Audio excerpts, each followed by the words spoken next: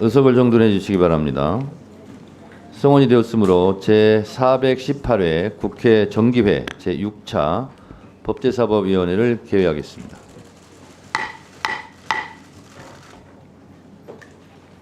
오늘 회의는 먼저 고유법을 상정하여 심사한 후 검사 박상용 탄핵소추안 관련 안건을 논의하도록 하겠습니다. 국민의힘 의원님들 빨리 들어오시라고 하세요.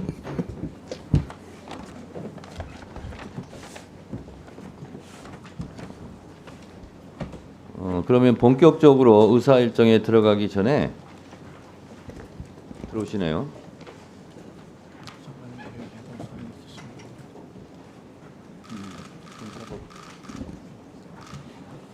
간사님 안 오시나요?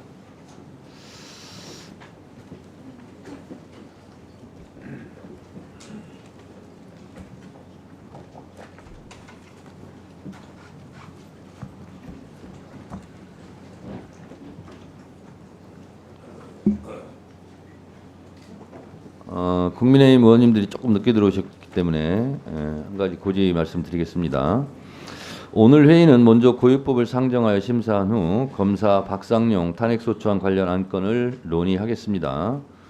고유법 상정과 토론이 진행되는 동안 양당 간사님들께서는 증인 참고인에 대해 협의를 해주시기 바랍니다. 그러면 바로 의사일정에 들어가겠습니다. 의사일정 제1항부터 제150항까지 이상 150건의 법률안을 일괄하여 상정합니다.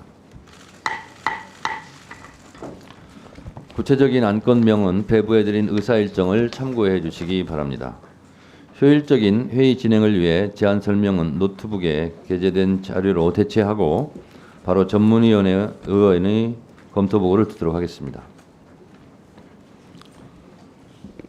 먼저 정환철 수석전문위원 나오셔서 제1항부터 45항까지의 법률안에 대해 간략히 검토보고해 주시기 바랍니다. 네, 수석전문위원입니다. 의사일정 제1항부터 제45항까지 45건의 법률안 중 주요 안건의 핵심 내용을 간략히 보고드리겠습니다. 배부된 요약본을 참조해 주시기 바랍니다. 네, 의사일정 제1항 장경태 의원 대표 발의 검찰청법 일부 개정안은 검사의 근무 성적 평정 기준에 기소 사건 대비 유죄 판결 비율을 의무적으로 포함하도록 하여 검사의 공소권 남용을 방지하려는 취지가 인정됩니다. 다만 유죄 판결 비율을 의무적으로 반영할 경우 검사가 복무 평정 및 인사에 미칠 영향을 우려하여 객관 의무를 벗어나 유죄 입증에만 치중하거나 유죄 여부가 불확실한 사건의 기소를 기피하는 등 실제적 진실 발견 등의 가치에 미칠 부정적 영향도 함께 논의할 필요가 있다고 보았습니다. 다음 쪽입니다.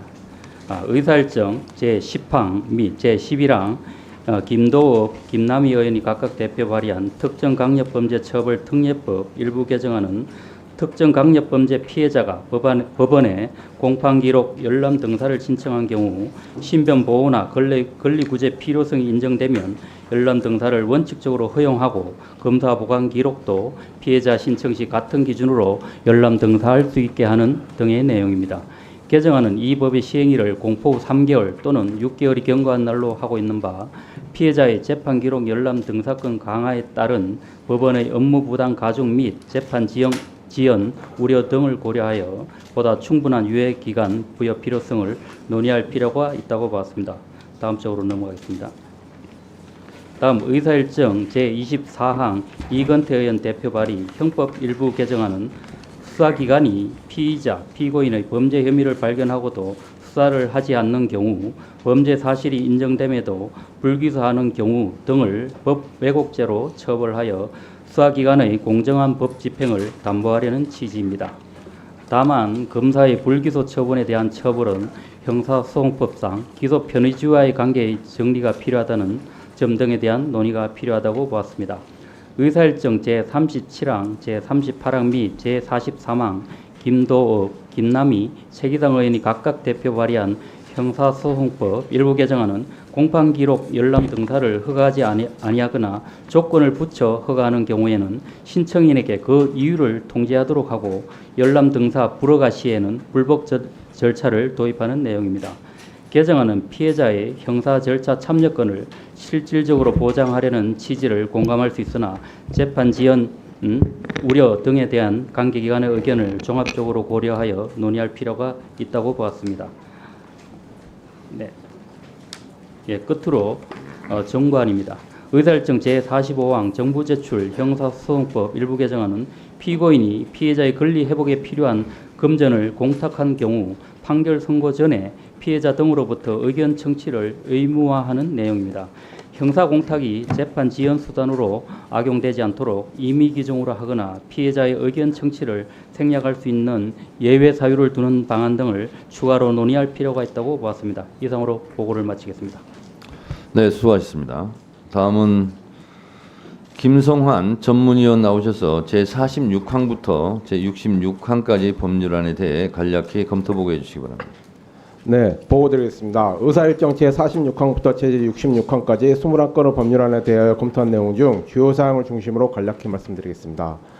의사일정 제53항 김명진 의원이 대표 발의한 고위험 성폭력 범죄자의 거주지 지정 등에 관한 법률안은 고위험 성폭력 범죄자들에 대해서 법무부 장관이 지정하는 시설 중 하나에 거주하도록 하는 거주지 지정 명령을 법원이 부과할 수 있도록 하는 등의 내용입니다. 이에 대해서는 고위험 성폭력 범죄자들에 대한 거주 이전 자유 제한, 현재 존재하는 성폭력 범죄자들에 대한 다양한 보완 처분 외에 거주지 지정 명령이라는 보완 처분을 추가로 실시하는 것이 재범 예방이라는 형사 정책적 목적 달성에 효과적인지 등을 종합적으로 고려할 필요가 있다고 보았습니다. 의사일정 제58항 이강일 의원이 대표 발의한 변호사법 일부 개정 법률안은 사무직원의 정의를 구체화하고 공직퇴임 변호사의 수임기간 제한 등을 확대하며 변호사와 사실상 고용관계에 있는 자에 대한 규제를 신설하는 등의 내용입니다. 사무직원에 관한 안 제22조에 대해서는 전문 자격사를 사무직원에서 제외하는 이유가 불분명하고 구체적으로 어떤 종류 자격사를 전문 자격사로 볼지에 대한 별도 정의 규정이 없어서 이를 명확히 할 필요가 있다고 봤습니다. 다음 공직퇴임 변호사의 수임 제한에 대한 안 제31조에 대해서는 수임 제한 대상 사건의 범위와 수임 제한 기간은 변호사의 영업 자유, 변호사 업무 공공성 및 윤리성 측면 등을 형량하여 결정할 필요가 있다고 봤습니다. 마지막으로 사실상 고용관계에 있는 변호사의 고용인에 관련된 안 제34조 및 제35조에 대해서는 사실상 고용관계가 근로기준법상의 근로를 제공하는 형태인지 또는 추상적 지시로서 위임한 경우까지 포함하는 것인지 불분명한 측면이 있다고 보았습니다. 다음 페이지입니다. 의사일정 제59항 이혜민 의원이 대표 발의한 상고심 절차에 관한 특례법 일부 개정 법률안은 심리 불속행으로 상고를 기각하는 판결의 경우에도 판결 이유를 기재하도록 노력할 의무를 부과하는 내용입니다. 이는 상고심 재판의 공정성에 대한 국민의 신뢰를 제고하는 것으로 개정안의 취지는 타당하다고 보입니다. 다만 심리 불속행 제도와 심리 불속행 기각 판결에 대해 판결 이유를 생략할 수 있도록 한 것은 대법원의 업무 부담을 경감하고 대법원이 최종심과 법률심으로서의 본연의 역할을 충실하게 수행할 수 있도록 하기 위한 취지였다는 점, 그리고 지속적으로 논의되고 있는 상고심사제 도입, 대법원 규모 확대 등 여러 상고제도 개선 방안과 연결되어 있다는 점 등을 고려할 필요가 있다고 봤습니다. 이상 검토 보고를 마치겠습니다. 네, 수고하셨습니다.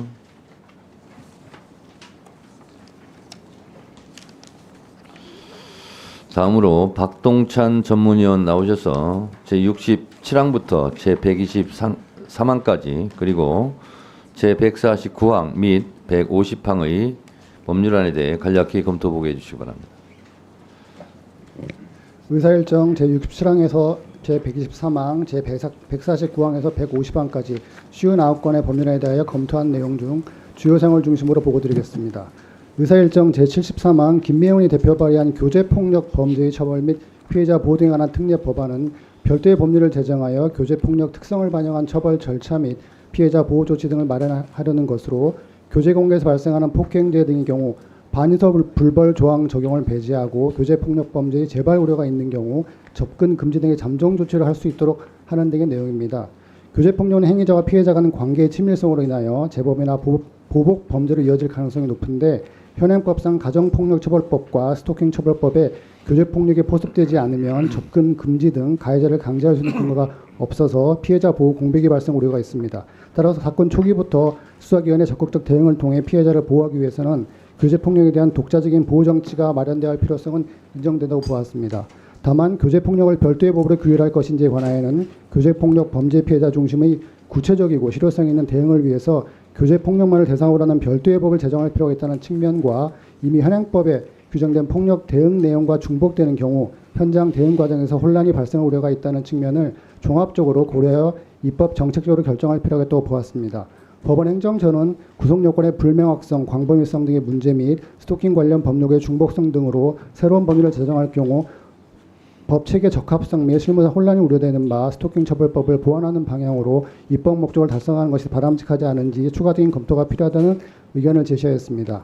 의사일정 제97항부터 제115항, 제149항 및 제150항까지 21건의 성폭력 범죄의 처벌 등에 관한 특례법 일부 개정 법률안은 허위 영상물 등을 편집, 합성 또는 가공한 자에 대한 법정형을 상향하고 허위 영상물 등 소지, 구입, 저장, 시청 죄에 대한 처벌 규정을 신설하며 허위 영상물 등 편집 등 죄의 구성 요건에서 반포 등을 할 목적을 삭제하는 등 이른바 딥페이크 성범죄에 대한 처벌을 강화하는 동시에 영상물 삭제, 차단 등 응급조치 의무를 도입하는 등 피해자에 대한 보호를 강화하는 내용입니다.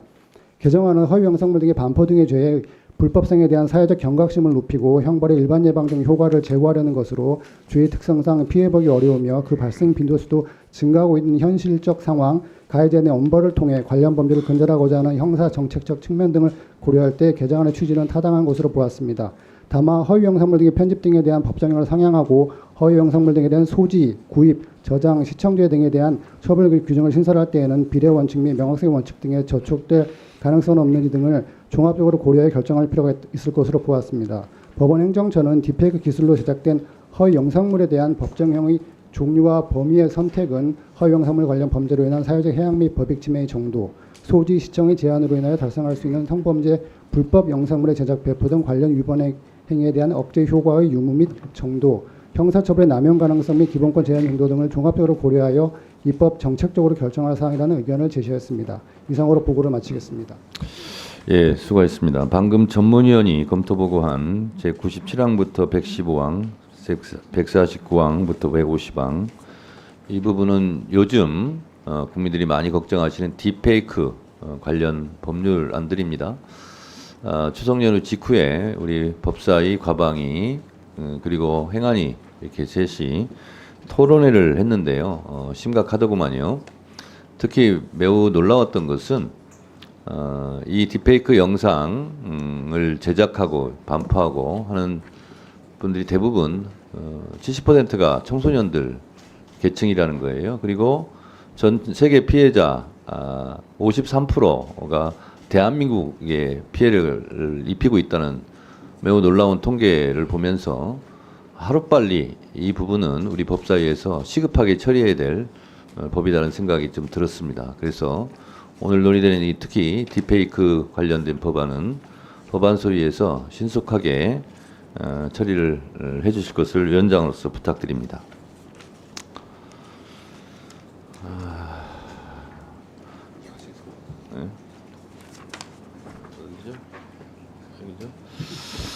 다음으로 이화실 전문위원 나오셔서 124항부터 148항까지 법률안에 대해 간략히 검토 보고해 주시기 바랍니다. 의사일정 제124항부터 제148항까지 25건의 법률안에 대하여 검토한 내용 중 주요 사항을 중심으로 보고드리겠습니다. 의사일정 제126항 정부가 제출한 공탁법 일부 개정 법률안은 형사사건 공탁에 있어 공탁물의 수령인으로 지정된 자가 공탁물이 회수에 동의하거나 형사사건에서 무죄 판결이 확정된 경우 등을 제외하고는 공탁물을 회수하지 못하도록 하여 형사사건 공탁의 악용을 방지하고 범죄 피해자 보호의 사각지대를 최소화하려는 것으로 타당하다고 보았습니다. 다만 절차상 과오가 있는 경우에도 공탁물을 회수할 수 있는 근거를 마련하는 등 일부 내용을 보완할 필요가 있을 것으로 보입니다.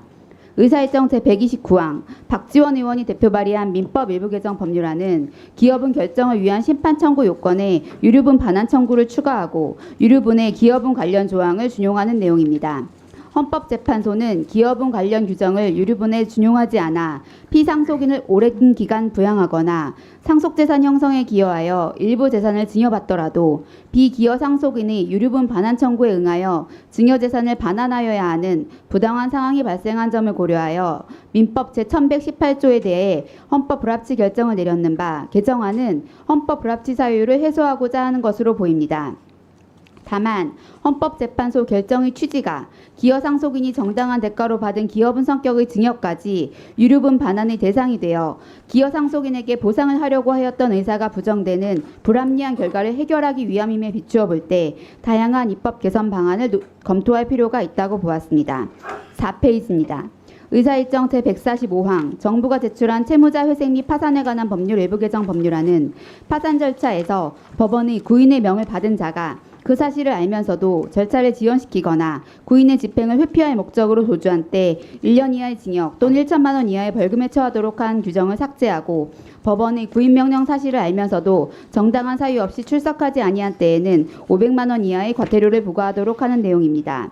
이는 정부가 2023년 10월 발표한 경제 형벌 규정 개선에 관한 사항에 따른 후속 조치로 국민의 과도한 형벌 부담을 완화할 수 있다는 점에서 타당한 것으로 보았습니다. 다만 현행법상 구인 불응죄의 구성 요건과 개정안에 따른 과태료 부과 대상은 행위 태양 및 제재 수준에 있어 차이를 보이므로 파산 절차 지연 등의 고의를 가진 채무자 등에 대해 과태료 부과 규정만으로 범죄 억제력을 담보할 수 있는지 여부 등에 대해 논의가 필요할 것으로 보았습니다. 이상으로 보고를 마치겠습니다. 네, 수고하셨습니다. 그러면 상정한 법안에 대해 일괄하여 대체 토론을 실시하겠습니다. 법률안 심사를 위해 박성재 법무장관, 최다령 감사원 사무총장, 오동훈 공수처장, 김정원 헌법재판소 사무처장, 전대엽 법원행정처장, 김용현 국방부 장관께서 출석하셨습니다. 최재해 감사원장은 해외 출장으로 인해 사무총장이 대리 출석하였다는 점을 알려드립니다. 토론은 다 하시겠습니까 혹시? 원하는 분만 하시고 5분으로 하고요. 그리고 지난번에 약간 해프닝이 있었는데 제가 제일 먼저 드는 분 위주로 시키는데 그 다음번에 안 들어요. 지난번에 들었기 때문에 그럼 모릅니다 제가. 다 외울 수 없기 때문에 손을 들어주시기 바랍니다. 자, 대체 토론하실 의원님 계십니까? 장경태 의원이 제일 먼저 손 들었습니다. 네. 해도 되겠습니다. 자료 요구요? 예. 네. 5분 하시면서 하시면 안 될까? 토론하시면서? 아 그래요? 네, 자료 요구 하시죠 그러면. 네, 감사원의 감사위원회 회의 자료를 법사 의결로 요청해 주셨으면 좋겠습니다. 열람이 아니라 자료 제출 요구가 반드시 필요하다 보고요. 감사위원회에서 김건희 관련 중대한 이슈가 있었는데 또 갑론을박도 많았다고 들었는데 7차례나 감사위원회가 연기되었던 그 사유를 감사위원회 회의록을 통해서 분명히 밝혀야 된다고 생각하고요. 감사원의 현재 실질감사 집행 내역, 또 비용 집행 내역 등도 필요합니다. 또 택시비 5억 이상의 택시비로 논란이 되었었는데 업무 추진비 등의 세부 집행 내역도 필요하다고 보고요. 또 이번에 있었던 박문진 감사위원회 의결이 나와서 박문진에 대한 감사 자료도 나왔습니다. 그렇기 때문에 열람이 아닌 위원회 의결로 자료 제출 요구를 해주실 것을 요청드립니다. 이상입니다. 네, 우리 감사원 사무총장님. 예. 지난번에 전현희 의원도 똑같은 요구를 했고 오늘 장경태 의원도 똑같이 요구를 하는데 언론에도 많이 보도가 됐어요. 감사위원들은 뭐 긴급하게 감사 나가려면 자기 차 없이 택시 타고 갈 수도 있는데 어떻게 택시비가 5억씩이나 드냐. 그래서 그 자료를 제출하라 그랬더니 자료를 제출 안 해요. 안 하는 이유가 혹시 있습니까? 지금 저희가 자료를 준비를 해서 제출해드릴 수 있는 자료를 제출할 수 있도록 그렇게 준비하고 있습니다. 자, 그럼 한 가지 물어보겠습니다. 저희가 위원회 의결로 의결해야 제출하겠습니까? 아니면 의결하지 않아도 그냥 선선히 제출하시겠습니까? 저희들이 제출할 수 있는 자료는 제출할 수 있도록 준비를 하겠습니다. 네. 그러시면 저희가 위원회 의결까지는 하지 않겠습니다. 요청한 자료를 제출하시고 혹시 미진한 게 있으면 또 추가로 요구하고 그래도 안 되면 그때는 의결하도록 그렇게 하도록 하겠습니다. 네.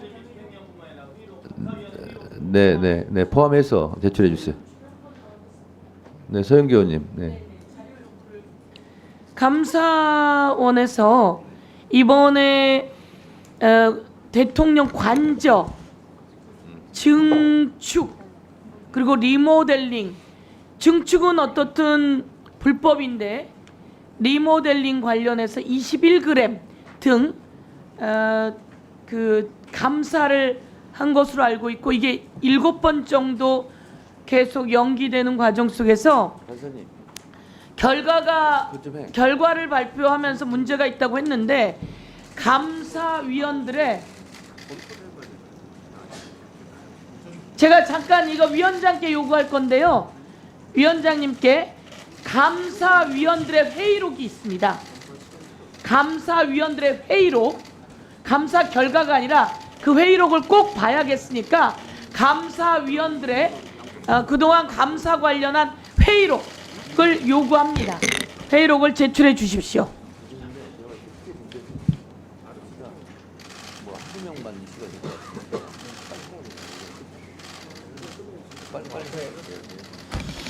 자, 서영교 의원님이 얘기하신 회의록은 뭐 장경태 의원님도 계속 요구하고 있으니까 같이 포함해서 제출해 주시기 바랍니다. 자, 자료 제출 요구는 다 됐죠? 네. 네, 말씀하시죠. 자, 우리 사무총장님, 예. 감사위원회 회의록이 예. 지금까지 공개된 적이 있습니까? 저희가 기본이 안 그래도 그 말씀을 지금 좀 드리려고 그랬습니다. 그 회의록은 저희가 일반적으로는 저희가 공개한 예는 없는데 지난번에 한번 그 국민 그 권익위원회 감사에 대해서는 그때 하도 여러 가지 오해나 논란이 많았기 때문에 그때는 저희가 예외적으로 한번 공개를 한 적이 있습니다. 자, 감사위원회 회의록과 관련된 공개와 관련된 규정이 어떻게 되고 있어요? 감사원 내규에는 어떻게 되겠습니까? 저희는 그 회의록 자체는 공개를 안 하는 걸로 우리 내규에 되어 있습니다. 회의록이 공개된다고 하는 것은 그 회의에 참석한 감사위원들의 각각의 의견, 입장 또 여러 가지 그 논란이 되는 것에 대한 본인의 이제 발언 이런 내용들이 전부 공개가 된다고 한다면 예. 사실은 앞으로 감사위원들이 문제가 되는 사안마다 공개가 되는 걸 전제로 말을 하게 될 수밖에 없고 그렇게 된다면 실제로는 감사위원들 간에 충분한 토론과 소신 있는 발언이 나올 수가 없다고 생각을 합니다. 그래서 우리가 이제 인사위원회를 열어서 인사의 어떤 결과가 나왔을 때 인사위원회 발언도 다 비공개를 하고 있거든요. 예. 그래서 이 부분에 대해서는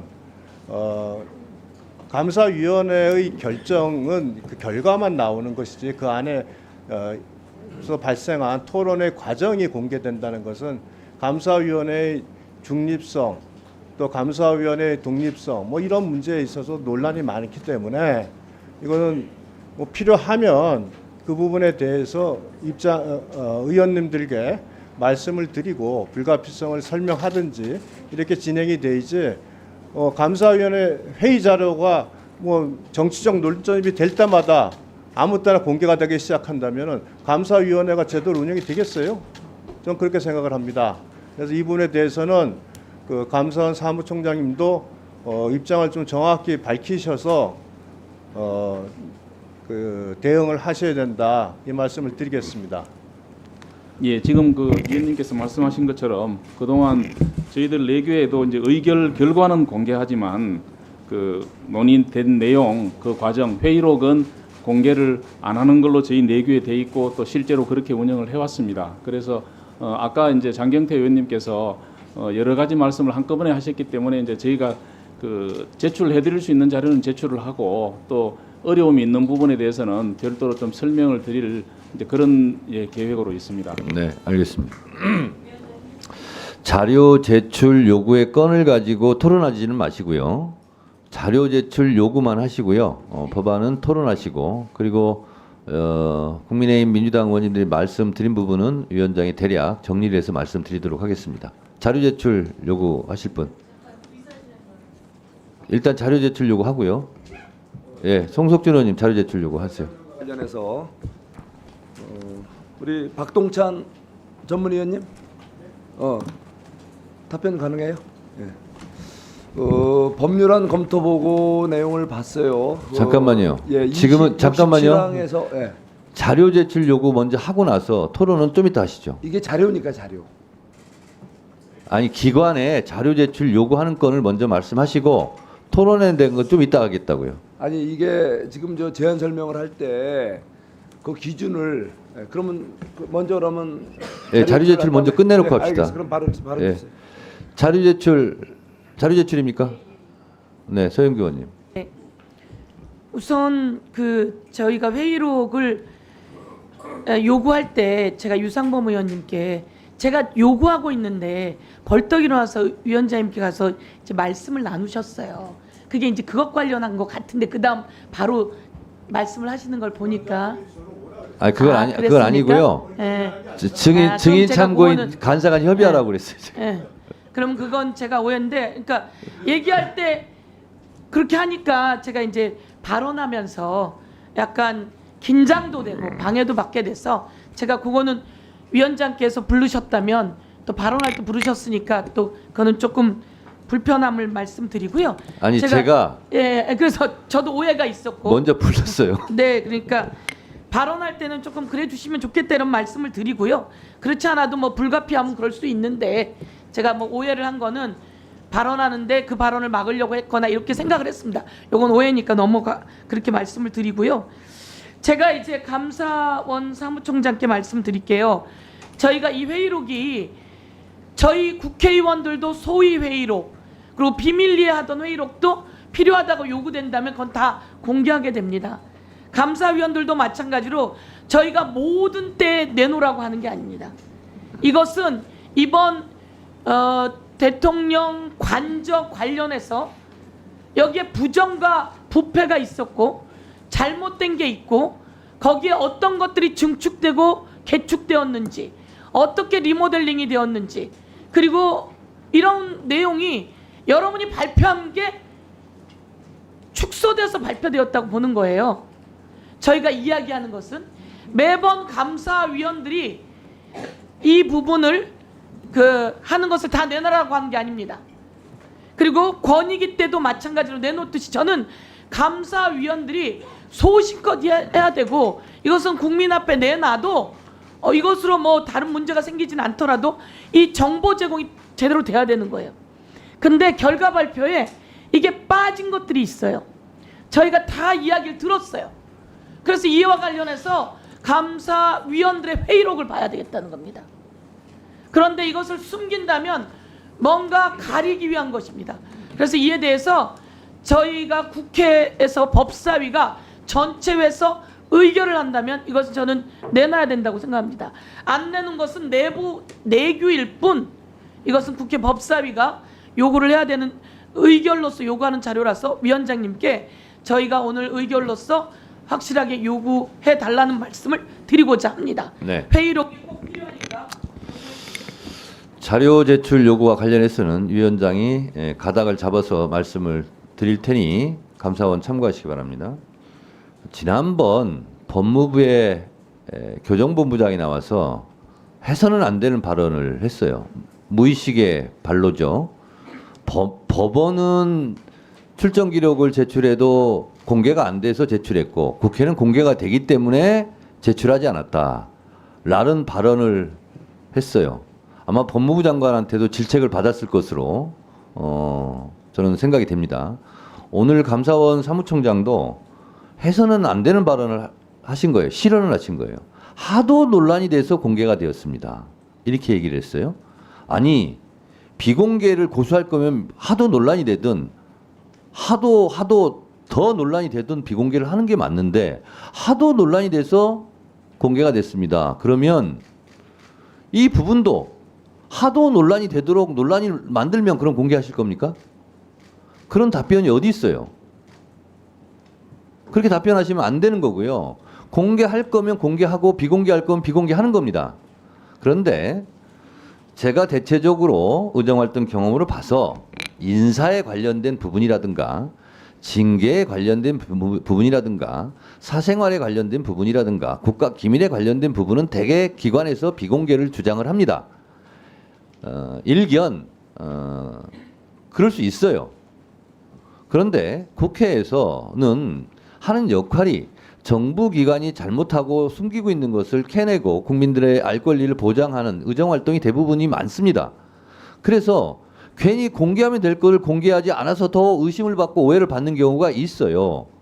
그래서 그런 부분을 참고하시고 아까 말씀드린 대로 공개할 걸 일단 공개하시고 보시고 만약에 의원님들이 더 부족해서 이건 안 되겠다 의결로 자료 제출 요구를 하겠다 하면 그때 의결하는 걸로 하고 일단 의원님들이 요구하는 자료는 성실하게 제출해 주시기 바랍니다. 사무총장님 아시겠어요? 예, 알겠습니다. 네.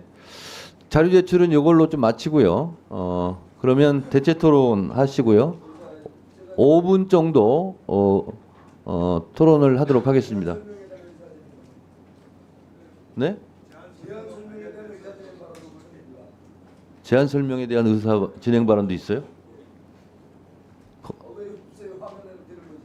제안 설명은 노트북에 지금 다 돼 있거든요. 검토 보고입니까? 예, 말씀해 보세요. 네, 의사진행관 하세요. 아니 발언을 안 주시려고 그랬는데 억지로 준 것 같아서. 아니 지금 제안 기분이 좀 설명은 그러네. 노트북에 다 돼 있는데 제안 설명을 가지고 누구한테 뭘 물어보겠다는 거예요? 의사진행을 어떻게 하겠다는 거예요? 예, 하시라고요. 의사진행관 하세요. 굉장히 기분 좋게 했습니다. 선선히 했어요 지금.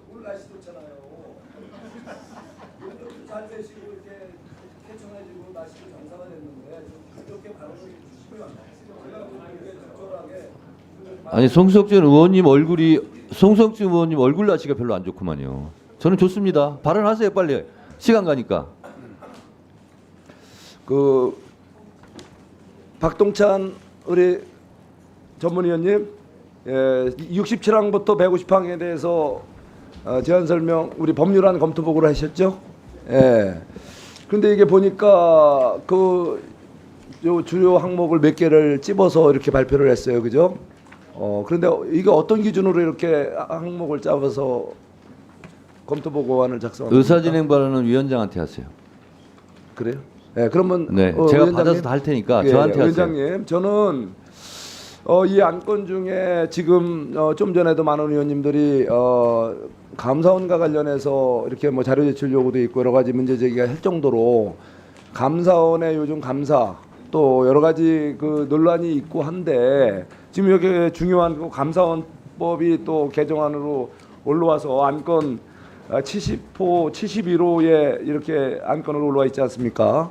예, 굉장히 중요한 법안이 올라와 있고 내용 자체도 굉장히 심각할 정도로 내용 문제가 많이 있는데 이 안건에 대한 그 주요 안건 그 검토 보고에 빠졌다는 얘기예요. 이게 혹시 위원장님께서 이거 빼라고 하신 건가요? 예, 그거 좀 해명해 주시고요.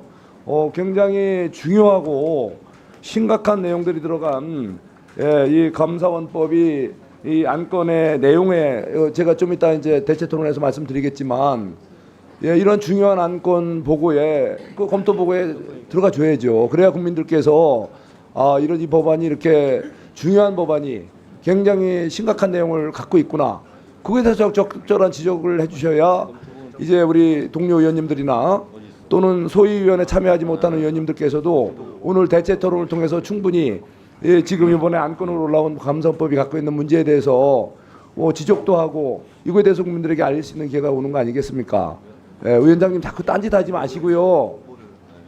위원장님 제가 뭐라 그러면 또 딴짓하시고 또 제가 이렇게 뭐라고 얘기하면 또 왜 본인 보고 해라고 그러고 자꾸 그러지 마시고 제가 이렇게 위원장님께 질문을 드리니까 좀 성실히 들으시고 제가 이 검토 보고 내용은 안건 중에서도 중요한 안건 특히 이슈가 될 만한 것들에 대해서는 우리 전문위원들이 정말 성의 있게 제대로 검토 보고해서 국민들께 소상히 또 우리 같이 보는 자리에서 동료 의원들께 보고를 해주시고 거기에 대해서 우리가 진지한 대체 토론이 이루어질 수 있도록 좀 잘 좀 이렇게 의사 진행 좀 해주세요. 예, 제가 또 정중하게 그 의원장님께 요청드립니다. 네, 송석준 의원님의 의사진행 발언에 대해서 답변 드리도록 하겠습니다. 전문위원들이 검토 보고서는 이건 요약본입니다. 요약본이고요. 요약본 중에서도 너무 길면 건너뛰기도 하고 이렇게 합니다. 그래서 이거는 의원님들이 서류로 검토해 보시면 되고 이 요약 보고서의 원본은 컴퓨터 안에 있습니다. 제가 그래서 컴퓨터 자료를 참고하시라고 하는 거예요. 여기 보시면 이런 의사 진행할 필요가 없습니다. 그래서 미리 말씀드리지만 검토 보고서 제안 설명 이런 것은 노트북에 다 게재되어 있으니 참고하세요. 그리고 이 검토 보고서는 요약본이라는 점을 말씀드리고 요약본 중에서도 이게 너무 두꺼우면 가끔 가다가 건너뛰는 것도 있고 그것을 위원장이 빼라고 지시했겠습니까? 이런 비상식적인 의사진행발을 하지 마시고요. 그리고 여기 있는 대로 다 읽을 수 있어요. 요약보고서를. 그리고 또 어떤 분이 또 그럴 수 있어요. 이 요약본을 읽지 말고 노트북에 있는 원본을 다 읽어라. 이렇게 할 수 있습니다.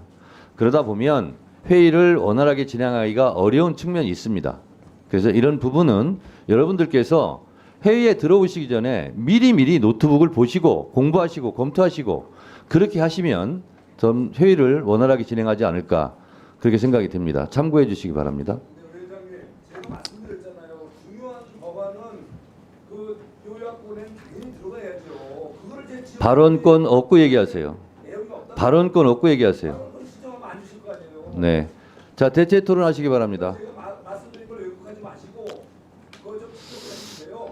좀 미리미리 사전에 읽고 준비 좀 하고 오세요. 네. 해달라는 것이 기본 아닙니까? 자, 대체 토론하실 분 손 들어주세요. 박은정 의원님 대체 토론해 주세요. 네, 그 의사일정 제3항 4항 공수처법 개정안 관련해서 대체 토론하겠습니다. 오동훈 공수처장님께 질의하겠습니다. 공수처장님 PPT 띄워주세요. 지금 김건희 여사와 관련된 고발이 공수처로 접수된 건이 몇 건이나 되는지 아시나요? 지금 정확하게는 지금 말씀드리기가 좀 곤란합니다. 모르고 계시는 건가요? 사건이 좀 많기 때문에 사건이 많습니다. 숫자를 PPT 말씀드리기가 띄워주세요. 좀 어렵습니다.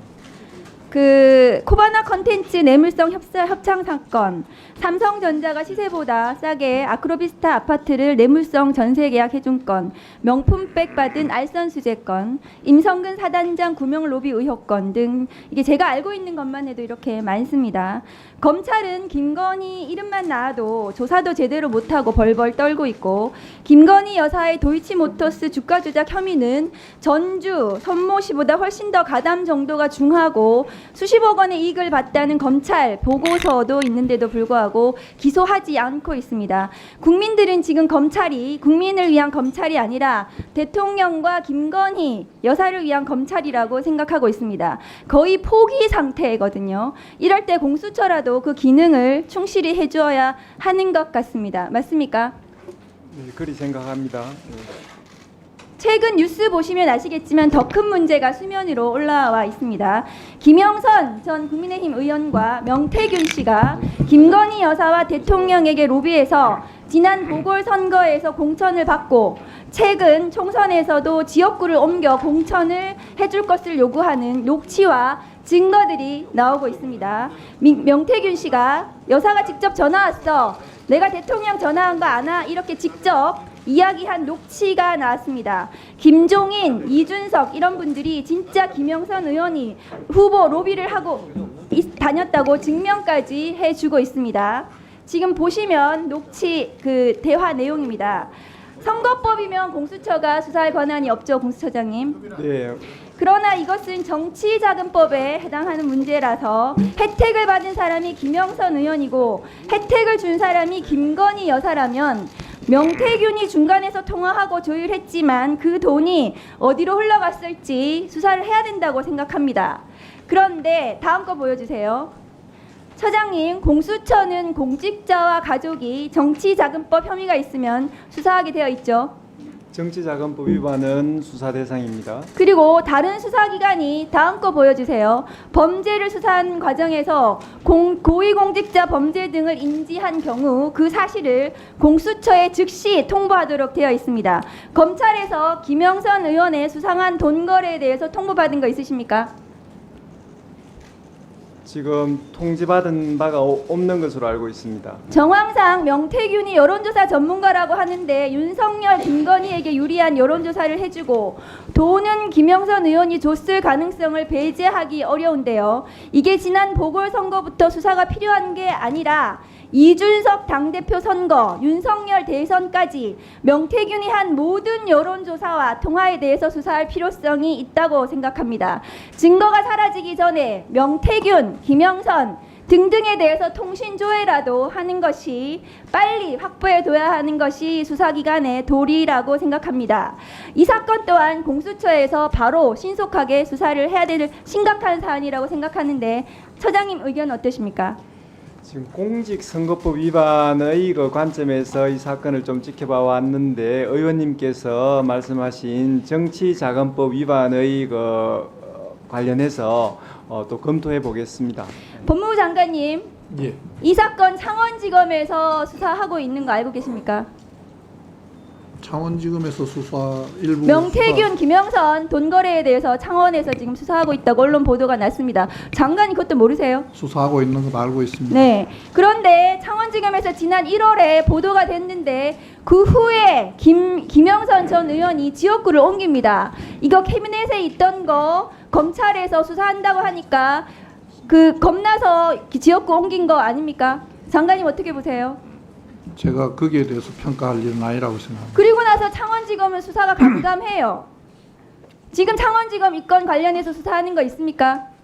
지금 의원님께서 말씀하시는 것은 두 개의 사건을 정치자금법 한꺼번에 위반이요. 모아놓고 6천만 원 말씀하시는데 오갔다는 거거든요. 그 이전의 부분은 지금 말씀하시는 그 이전의 부분은 수사 진행 중에 있는 것으로 알고 있습니다. 제대로 수사하고 명태균 씨에 대해서 핸드폰 압수수색하고 대통령실 김건희 여사 수사해야 된다고 생각합니다.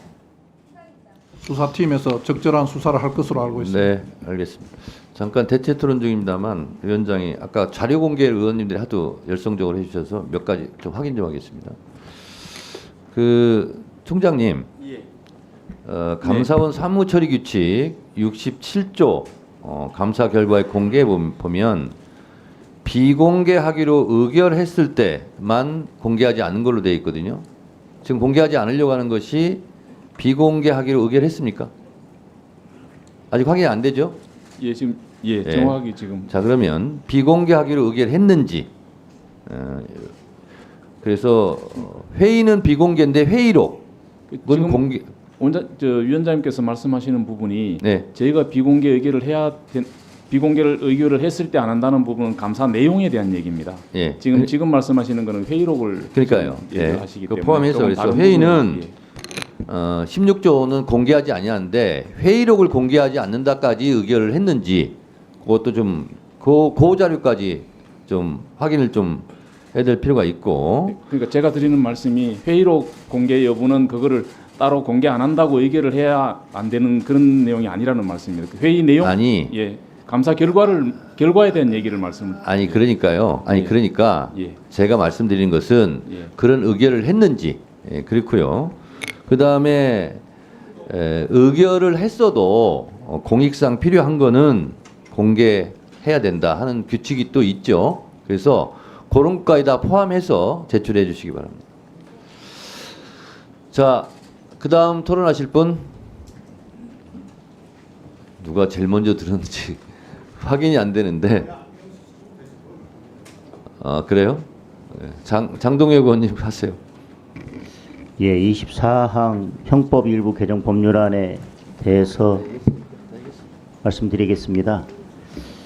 여기 지금 24항이 검사, 사법, 경찰관, 기타 수사 업무에 종사하는 자가 수사 공소, 공소유지, 형집행 등에 관한 직무를 수행함에 있어서 다음 각 호에 해당 행위를 한 때는 처벌한다 이렇게 돼 있는데요. 우선은 범죄 혐의를 발견하고도 수사를 하지 아니한 경우 이것은 직무유기든 다른 범죄 구성 요건에 해당할 수 있기 때문에 이런 별도의 처벌 조항이 필요한지 의문이고요.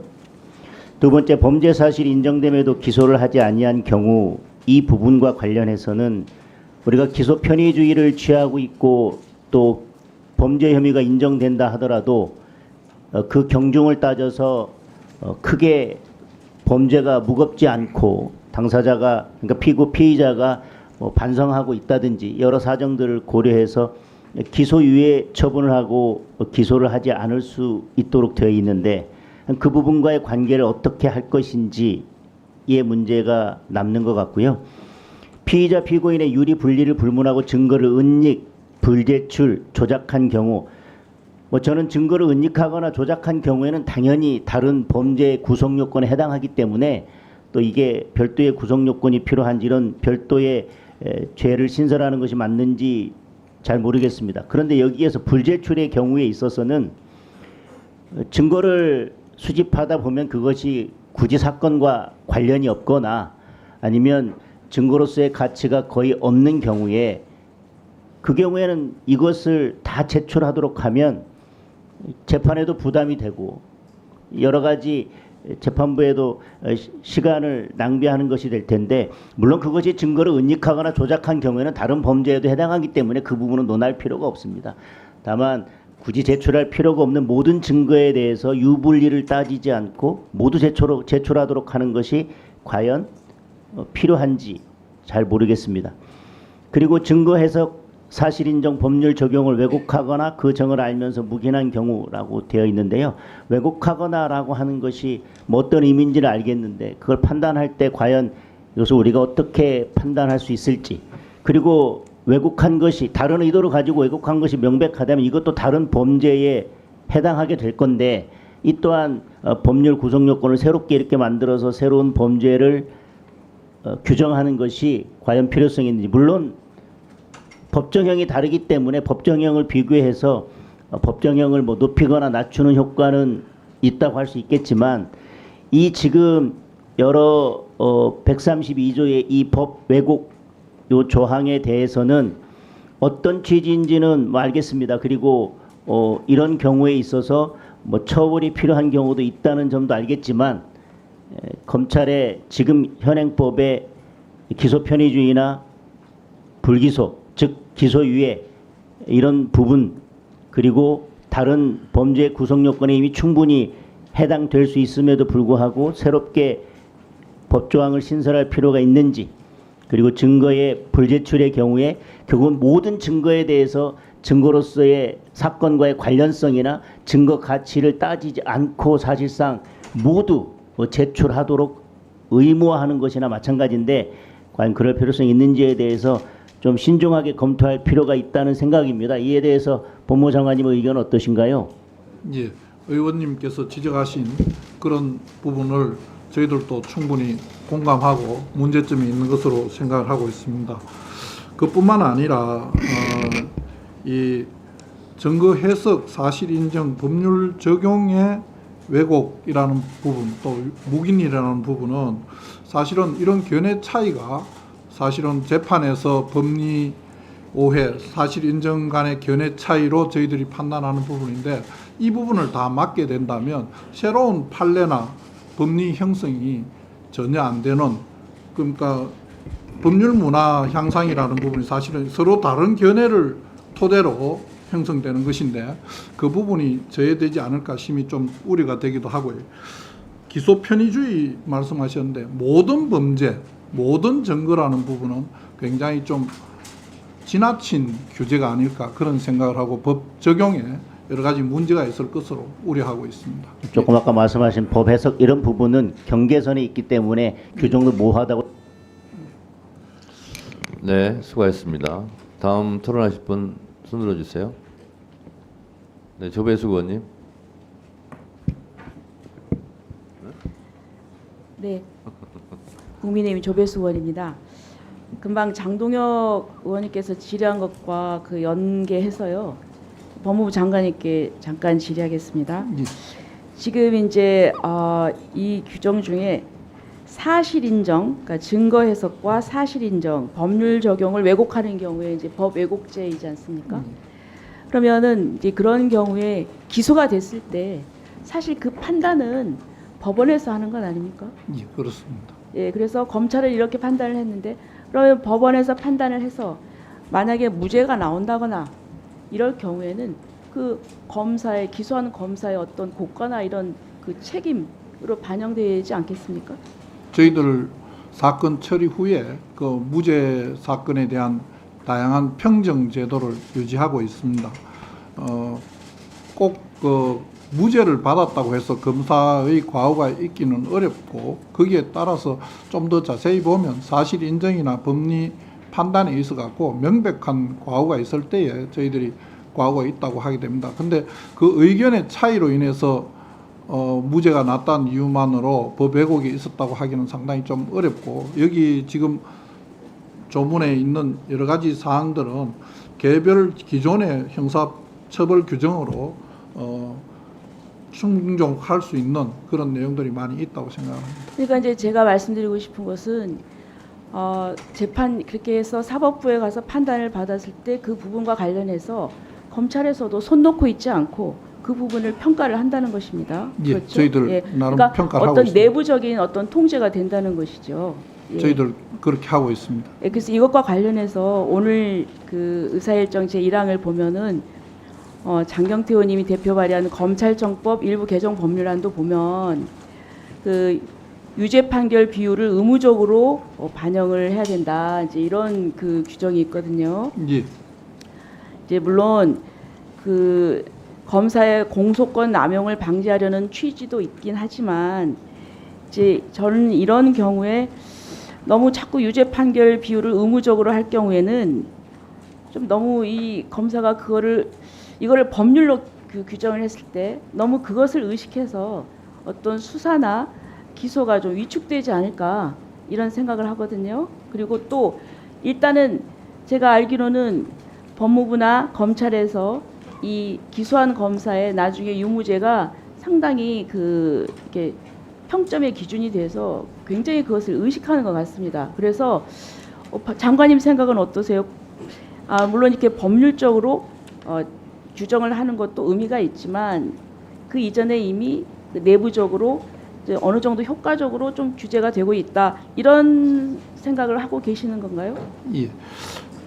장경태 의원님께서 검사들의 사건 처리에 보다 신중을 기해한다는 의미에서 검찰청법 일부 개정안에 검사 평정과 관련된 내용을 포함시킨 것에 대한 여러 가지 마음을 충분히 이해할 수 있습니다. 하지만은 저희들이 이 부분은 이미 좀 많이 근무 평정 제도에서 반영하고 있는 내용인데 또 다른 한편으로는 이런 걱정이 좀 됩니다. 사실 전체 무죄율이 저희들이 1% 정도를 유지하고 있는데 성범죄와 관련된 강제추행이나 강간 같은 경우에는 한 5% 가까이 됩니다. 그리고 배임과 횡령 같은 경우도 한 5% 정도 유지가 되는데 일반 형사부 검사들이 주로 이 사건을 처리하게 됩니다. 그런데 이 일반 형사부 검사들에 대해서 평정이 오히려 가혹해지는 면이 있지 않을까.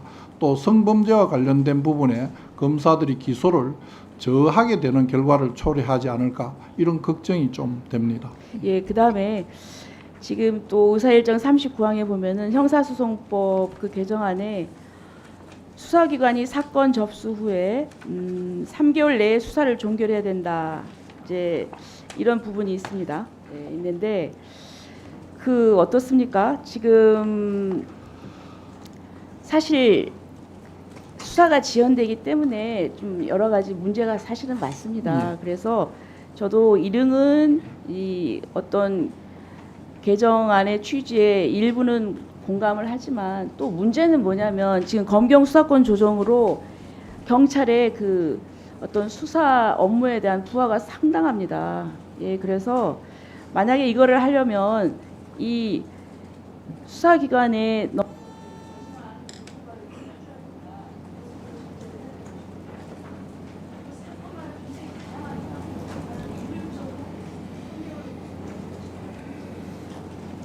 예. 수사가 지연되고 있어서 그로 인해서 피의자나 고소인이나 다들 고생하고 있는 그다음에 거기에 대한 불만이 많이 있는 것은 수사기관을 담당하고 있는 법무부 장관으로서 국민들께 굉장히 죄송스럽게 생각합니다. 그렇지만은 이 수사 지연의 문제는 수사기관 담당자의 문제만이 아니고 다양한 법률적인 그런 시스템의 문제도 있다고 생각합니다. 이에 대한 것도 같이 고려해 주시면 감사하겠고요. 특정한 기간, 3개월이라는 기간 내에 처리하지 않았다는 것만으로 형사처벌 규정을 만드는 것은 좀 과도한 규제라고 생각이 듭니다.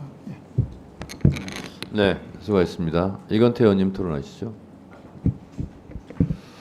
우리 여당 의원님들이 부천병 출신 이건태 의원입니다.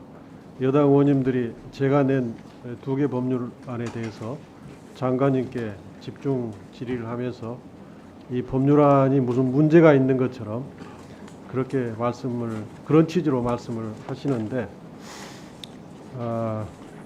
김건희 명품백 사건은 제가 법무부 장관님께 대정부 질의 때 질의한 바대로 청탁이 있었음이 확인됐고 명품백이 제공됐음에도 불구하고 알선수재가 성립되지 않는다, 그렇게 결정을 하셨어요. 그게 만약에 범죄 혐의가 발견됐음에도 불구하고 수사하지 않은 경우에 해당이 된다면, 만약에 이 제가 낸 법 왜곡죄가 있으면 당연히 검증을 해서 고의로 봐준 거라면 그 검사는 이 법에 의해서 처벌받을 것입니다. 그래서 이 법이 그런 의미라면 우리 국민들은 당연히 그 법 필요하겠다라고 지지할 거라고 저는 생각합니다.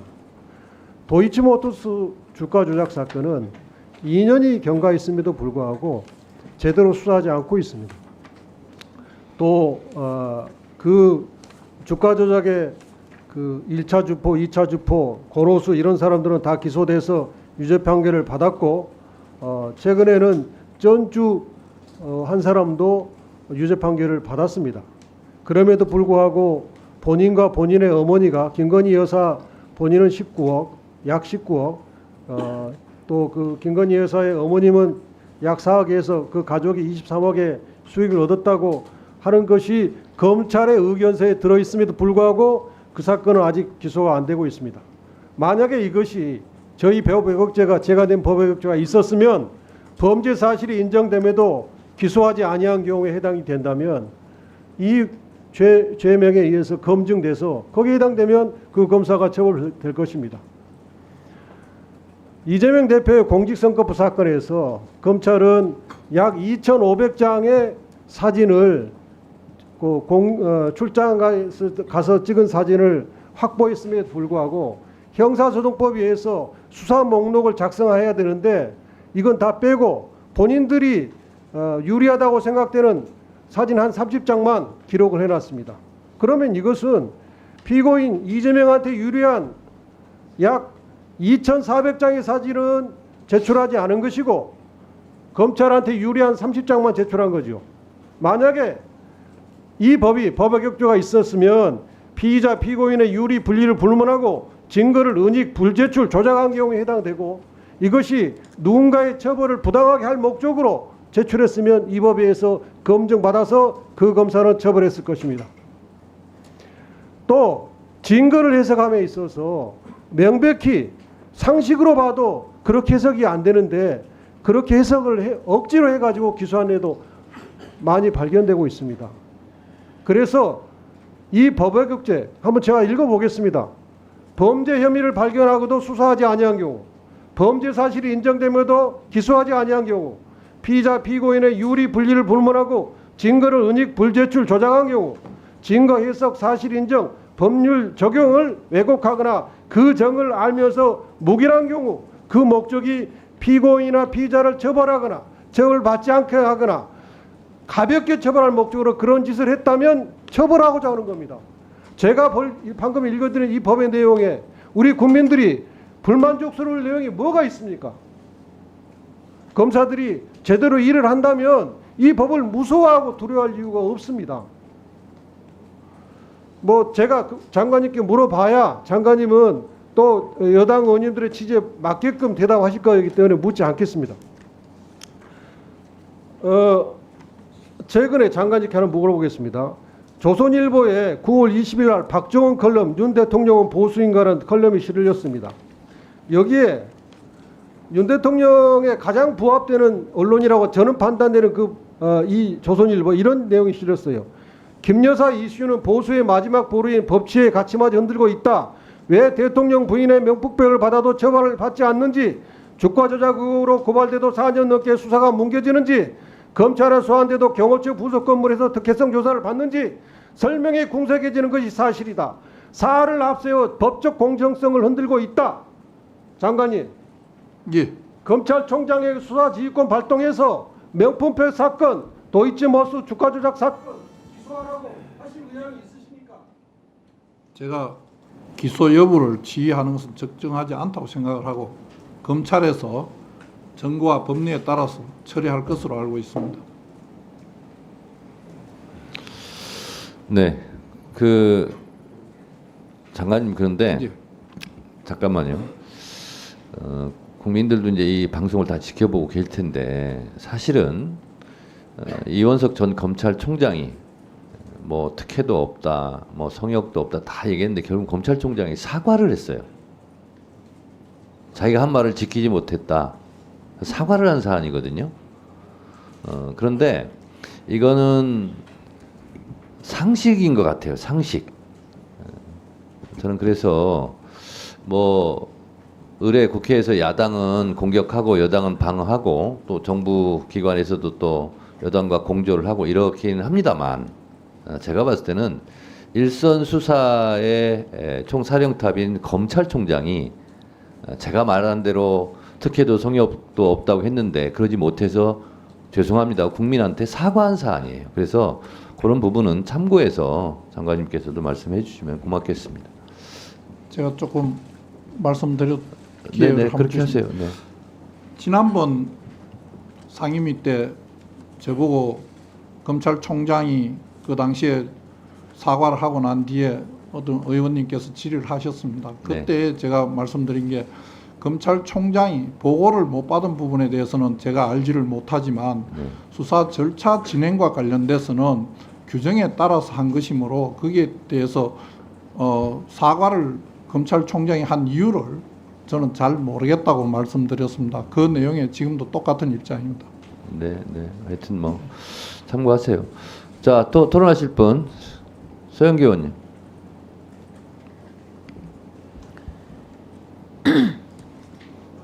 딥페이크 관련해서 아니, 피해자가 먼저 엄청납니다.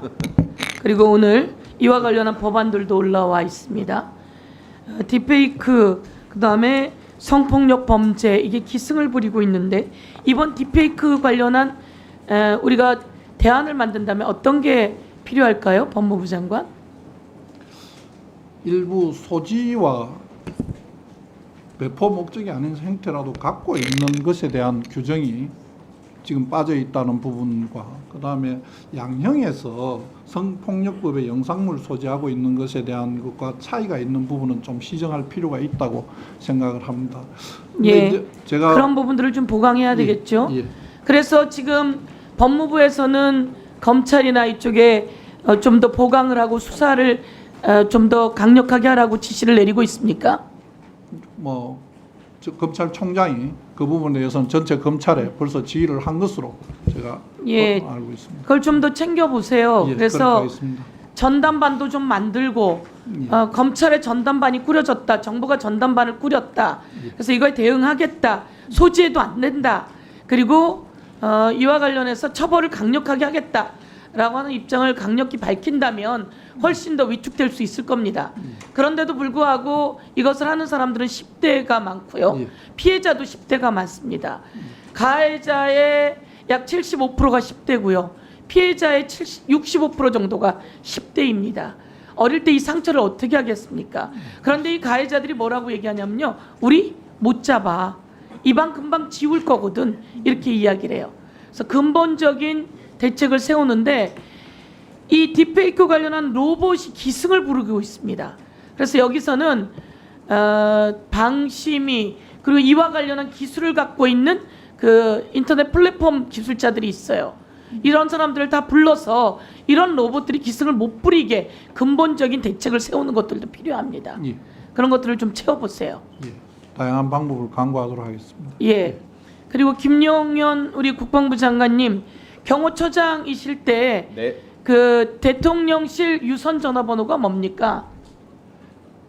대통령실 유선 전화번호를 여기서 말씀드리면 적절하지 대통령이 않습니다. 쓰시는 유선 전화번호 여기서 밝히는 것은 적절하지 않다고 적절치 않습니까? 네. 800-7070 800-7070이 저희가 KT에 알아보니까 경호처 소속으로 되어 있더라고요. 다른 번호는 전부 다 대통령 비서실로 돼 있어요. 그런데 800-7070은 대통령실이죠. 대통령실의 전화라고 저희는 생각하고 있고 대통령이 보낸 전화예요. 대통령이 국방부 장관 등에게 보낸 전화예요. 그래서 그것에 대해서 묻는데 답변을 못 하시네요.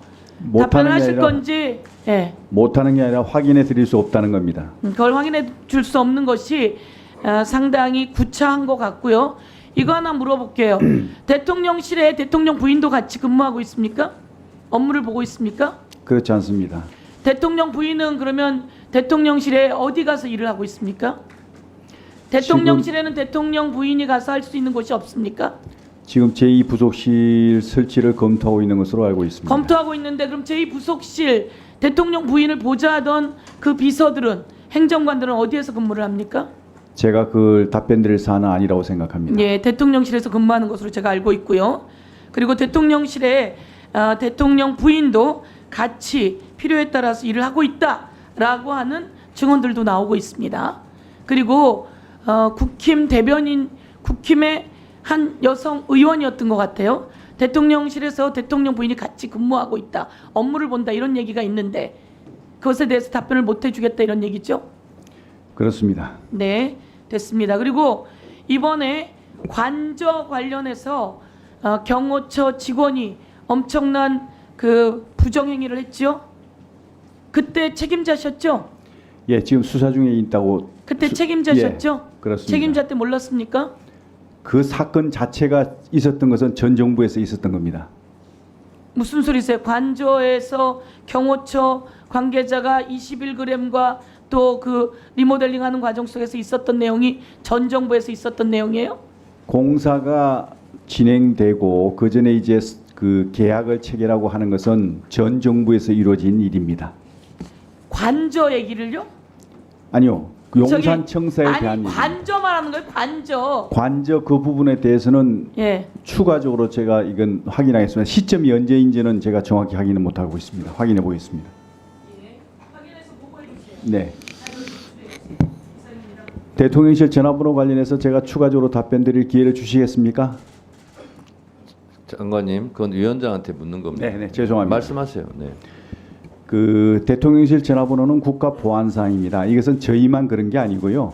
미국, 영국 등 모든 대부분의 나라들이 국가 보안상으로 비공개를 하고 있습니다. 그 이유는 이런 어떤 전화번호가 공개됐을 때는 바로 도감청의 위험이 생기는 것이고 또 스미싱을 포함해서 각종 범죄 사기에 이용될 수가 있는 겁니다. 그리고 테러의 위험도 생기는 것이고요. 그래서 모든 국가들이 이렇게 보안 사항으로 해서 비공개를 하고 있는 겁니다.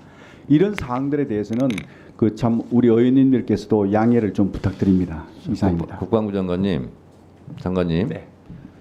그 국회 운영위 하실 때 내용을 모르시는 것 같은데요.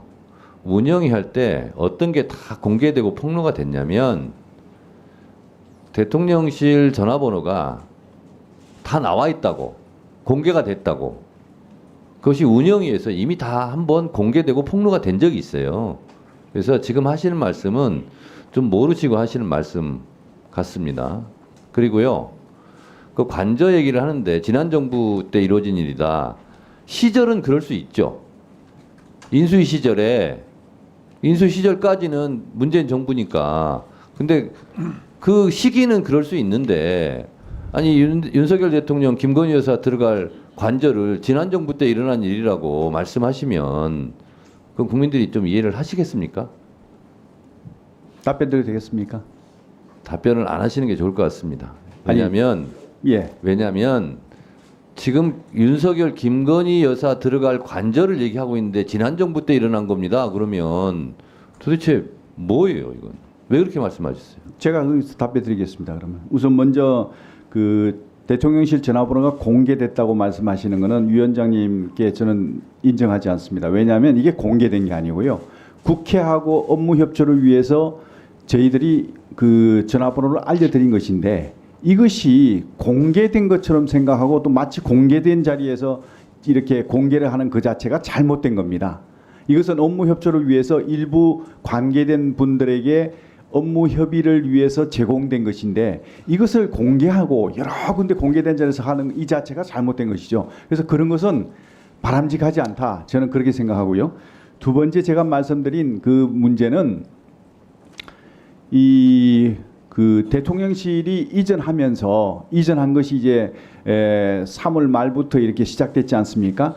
저희 정부는 5월 10일 날 이제 그 대통령실이 이제 새로 용산으로 들어갔습니다.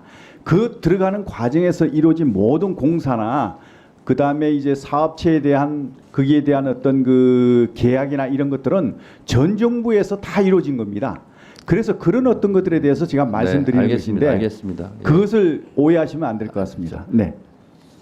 장관님, 그거는 문재인 정부가 인수 시절에 협조를 한 거고요. 맞습니다. 거기서 발생한 문제를 그러면 윤석열 대통령 관저가 무슨 문제가 생기면 그럼 문재인 대통령이 책임져야 됩니까? 거기서 비리가 있었으면 21g 회사 잘못 업체를 선정했다. 입찰 비리가 있다. 그러면 그건 문재인 대통령 시절에 이루어졌기 때문에 문재인 대통령이 책임져야 됩니까? 그렇지 않죠. 말을 어떻게 그렇게 이해하세요? 그 시점이 언제냐에 따라서 다르겠지만 조용히 하세요. 그 말이 되는 얘기를 하세요. 그 계약 자체는 행안부에서 했거든요. 그럼 행안부 그 담당하고 있는 거기에서 알아보고 해야지 저한테 얘기할 사안은 아니라고 장관님, 생각합니다. 네. 지금 국방부 장관이신데 뭐 경호처장실에 이루어진 일을 지금 뭐 의원들이 뭐 물어볼 수는 있다고 생각하는데요. 제가 봤을 때는 그 말씀을 많이 안 하시는 게 좋을 것 같습니다. 다은이 병입니다. 네. 자, 다음 분, 네, 질의하세요. 네, 박규태 의원님, 네, 질의하시기 바랍니다. 예. 의사일정 24항 이건태 의원님께서 대표 발의하신 형법 일부 개정 법률안에 대해서 법원 행정처장님께 여쭤보도록 하겠습니다. 이 내용 중에 그 법 왜곡죄라 그래가지고 증거 해석, 사실 인정, 법률 적용을 왜곡하는 경우 이렇게 지금 구성 요건이 되어 있습니다. 이에 대해서 법원 행정처에서 의견 내신 적 있습니까? 저희 법원에서는 이제 결국 말씀해주신 여러 부분들이 모두 이제 구성 요건의 명확성 문제로 좀 귀결될 것 같다. 그런 면에서 소위에서 조금 상세하게 검토가 될 필요가 있다. 이런 취지로 답한 것으로 알고 있습니다. 오늘 결론은 아마 일소의 회부가 될 텐데 지난번에도 그런 일이 있었습니다만은 논란이 많은 법에 대해서 원래 일소위에서 찬반이 엇갈릴 경우에는 법안 통과가 잘 안 됐었는데 지난번 보니까 여당 의원들이 퇴장한 상태에서 그냥 표결로 처리를 한 적이 있더라고요. 저는 일소위가 아니니까 오늘 자리가 아니면은 사실 이에 대한 의견을 뭐 말씀드릴 기회도 없는 것 같아요. 근데 원래 이 법이 이재명 당대표가 지금 기소되고 재판받고 하니까 이재명 대표의 사법 리스크에 대한 방탄국회를 위해 가지고 수사기관 무고죄, 법 왜곡죄 이렇게 해가지고 지금 발의된 법안 아닙니까? 원래 민주당에서 법 왜곡죄에 대해서 언론에 발표를 할 때는 법원의 판사에 대해서 법 왜곡죄를 적용하겠다고 하는 법안을 내겠다고 했었습니다. 그래서 지금 이 구성 요건에 보면 증거 해석, 사실 인정, 법률 적용 이거는 판사가 하는 거죠. 그에 대해서 이런 구성 요건이 지금 들어가 있는 상태인 겁니다. 그러니까 이재명 당대표를 기소한 검사 그리고 그에 대해서 유죄 선고를 할 판사에 대해서 형법에다가 이런 처벌 조항을 넣어가지고 법원과 검찰을 겁박하겠다 하는 취지로 만든 법들이에요. 일소위에 들어가시게 되면 뭐 법원의 의견을 말씀하실 기회가 있겠지만 증거 해석, 사실 인정, 법률 적용을 왜곡했다. 이걸 과연 누가 판단하겠습니까? 이거는 결국에는 검사가 기소를 하고 법원에서 재판을 했는데 만약에 무죄가 났다. 무죄가 났을 경우에는 그 검사를 처벌하겠다. 이런 조항 아니겠습니까? 그리고 1심에서 유죄가 났는데 항소심에서 무죄가 났다. 그러면 만약에 여기에 법원의 판사가 포함되어 있는 경우 같으면 그런 경우에 법률 적용을 왜곡한 것이라 해가지고 처벌하겠다는 것이겠죠. 우리나라의 사법체계 그리고 검찰의 수사와 기소권을 완전히 무력화시키는 그런 처벌 조항을 새로 넣겠다는 겁니다. 형법에서는 도저히 들어올 수가 없는 법안인데 이런 법안이 버젓이 지금도 일소에 회부돼가지고 혹시라도 통과될까봐 말씀을 드리는 겁니다. 이에 대해서 법원 행정처장께서 보시기에 과연 이러한 것이 형법의 처벌 조항으로 들어올 수 있는 성격인지 그리고 향후에 혹시라도 통과가 됐을 때 어떤 우려가 있는지 말씀해 주시기 바랍니다. 예, 말씀드린 것처럼 소위에 들어가게 되면은 구성요건 명확성 관점에서 저희들의 의견을 조금 더 종합적으로 제시할 수 있을 것 같습니다. 그렇게 하도록 하겠습니다. 네, 이상입니다. 네, 수고하셨습니다. 김영민 의원님.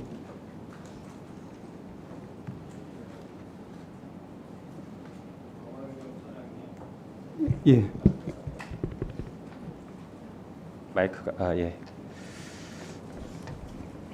지금 법 왜곡죄 얘기가 지금 나오고 있는데 이게 혹시 언제부터 논의됐던 건지는 알고 계신가요? 지난 국회에서도 논의됐던 것으로는 알고는 있습니다. 네, 이게 상당히 오랜 예. 역사가 있어요. 실제로 과거에 그 돌아가셨던 노회찬 전 의원이 발의하기도 했고 꾸준히 주장을 해왔던 그런 죄예요. 법 왜곡죄가 우리나라에서 갑자기 튀어나온 게 아닌 것은 알고 계신가요? 예, 유럽에서도 독일 네. 이런 데서도 있는 것을 알고 네, 있습니다. 독일도 있고 스페인도 있고 러시아도 있고 처벌을 하고 있죠. 법 왜곡죄가 도입됐을 때의 가장 긍정적인 효과가 뭐라고 생각하십니까? 뭐 짐작하시다시피 공직자들이 조금은 더 이제 객관적으로 본인의 직무를 충실하게 그리고 조심스럽게 처리하지 않을까 하는 그런 생각을 하고 있습니다. 네. 그리고 또 하나 중요한 것은 이 법 왜곡죄가 있음으로 인해서 상급자, 특히 이제 검찰이나 수사기관이 더 이제 문제가 될 때 상급자의 부당한 지시, 위법한 지시에 거부할 핵심적인 명분, 근거가 될 것 같습니다. 동의하신가요? 뭐 그런 점도 있을 수는 있겠습니다. 네, 그렇죠.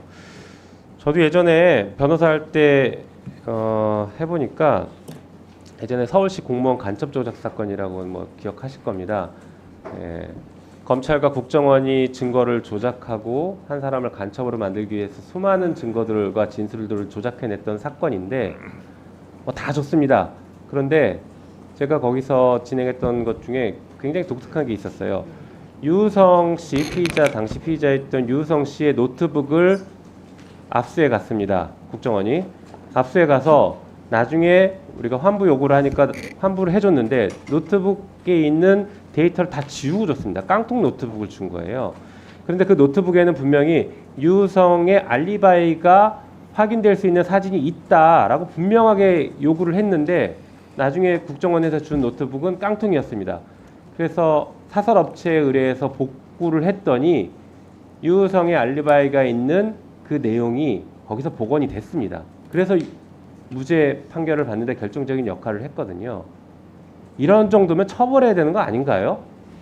알면서 노트북을 싹 다 지우고 환부를 했다. 이 정도면 처벌해야 되는 거 아닌가요? 어떻습니까? 기존 형법상으로도 이제 직권남용이라든지 또 직무유기라든지 이런 쪽으로도 충분히 문제가 될 수, 만약 사실이 그렇다고 하면은 네. 문제는 그런 형법상의 범죄로도 문제가 될 소지가 있을 것 같습니다. 그럴 것 같죠. 그런데 유성 사건에서 사건을 조작하고 진술을 왜곡시키거나 허위 진술을 강요했던 국정원 직원들을 법원에서 대거 무죄 판결했습니다. 거의 다 법원에서 봐줬어요. 지금 직권남용으로 이걸 해결할 수 있다라는 것은 어떻게 보면 지금 법현실이랑 다른 얘기인 것 같습니다. 한번 가서 살펴보십시오. 대부분 무죄 판결했습니다. 자, 그리고 또 이런 게 있습니다. 조금 전에도 우리 그 법무부 장관님도 말씀하셨는데 검찰이 어떤 사건을 뭐 기소를 했는데 무죄가 나왔어요. 혹은 법원과 다른 입장을 검찰이 견지하고 있어요. 그럴 때 조금 전에도 얘기 나왔던 것처럼 의견이 다르다. 법원과 검찰의 의견이 다르다. 이렇게 표현을 합니다. 이게 적절하다고 보십니까? 뭐 옆에 계셔서 말씀하시기 좀 어려우시겠지만 적절합니까? 위원님 잘 아시다시피 이제 형사 사건에 있어서 저희 유죄 판결을 내리기 위해서는 이른바 확신의 법리 90% 이상 네. 정도 증거의 확실성이 있어야만 가능한 반면에 거의 미치지 못하는 네. 50%에서 한 8, 90% 사이에 네. 해당하는 사건에 대해서는 수사기관 입장에서는 기소하지 않을 수 없는 그런 사건들도 많이 있기 때문에 네. 그래서 기본적으로 기관의 입장 차이가 존재할 수밖에 없다고 봅니다. 자, 그것과 법원의 판결을 존중하고 따르는 것은 다른 문제입니다. 동의하십니까? 그렇습니다. 예전에 용산 참사 사건에서 법원이 피고인이 요구하는 수사 기록을 연락조사 해줘라라고 결정을 했어요. 그랬더니 검찰이 어떻게 했습니까? 우리랑 법적 견해가 다릅니다라고 안 줬습니다. 법원의 판결을 따르지 않아요. 법적 견해가 다르기 때문에. 지금 처장님이 그렇게 말씀하시는 것은 검찰이 앞으로도 법원과 입장차가 있을 때는 따르지 않아도 된다라는 것을 허용하는 것처럼 들리는 것 같아서 이 부분은 좀 다시 한번 생각해 보셔야 될 것 같습니다. 그런 취지는 매우 중요한 아니었습니다. 문제입니다. 네. 검사도 법원의 판결에 따라야 해요. 동의하십니까? 동의합니다. 네, 의원님들 좀 아쉽겠지만 토론은 이 정도 좀 하고 좀 진행할 일이 좀 많이 있어요. 예, 그래서 이 정도로 하고요.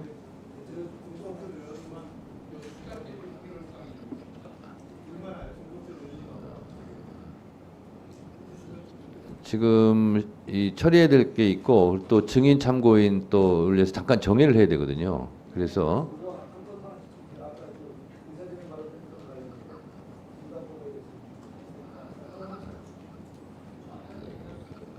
네.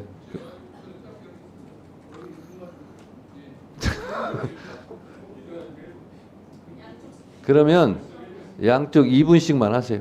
예. 자, 송석준 의원님 2분 하시고 박균택 의원님 아니 그렇게 하세요. 예. 지금 시간이 좀 물리적으로 조금 빠듯합니다. 계속 양보를 했는데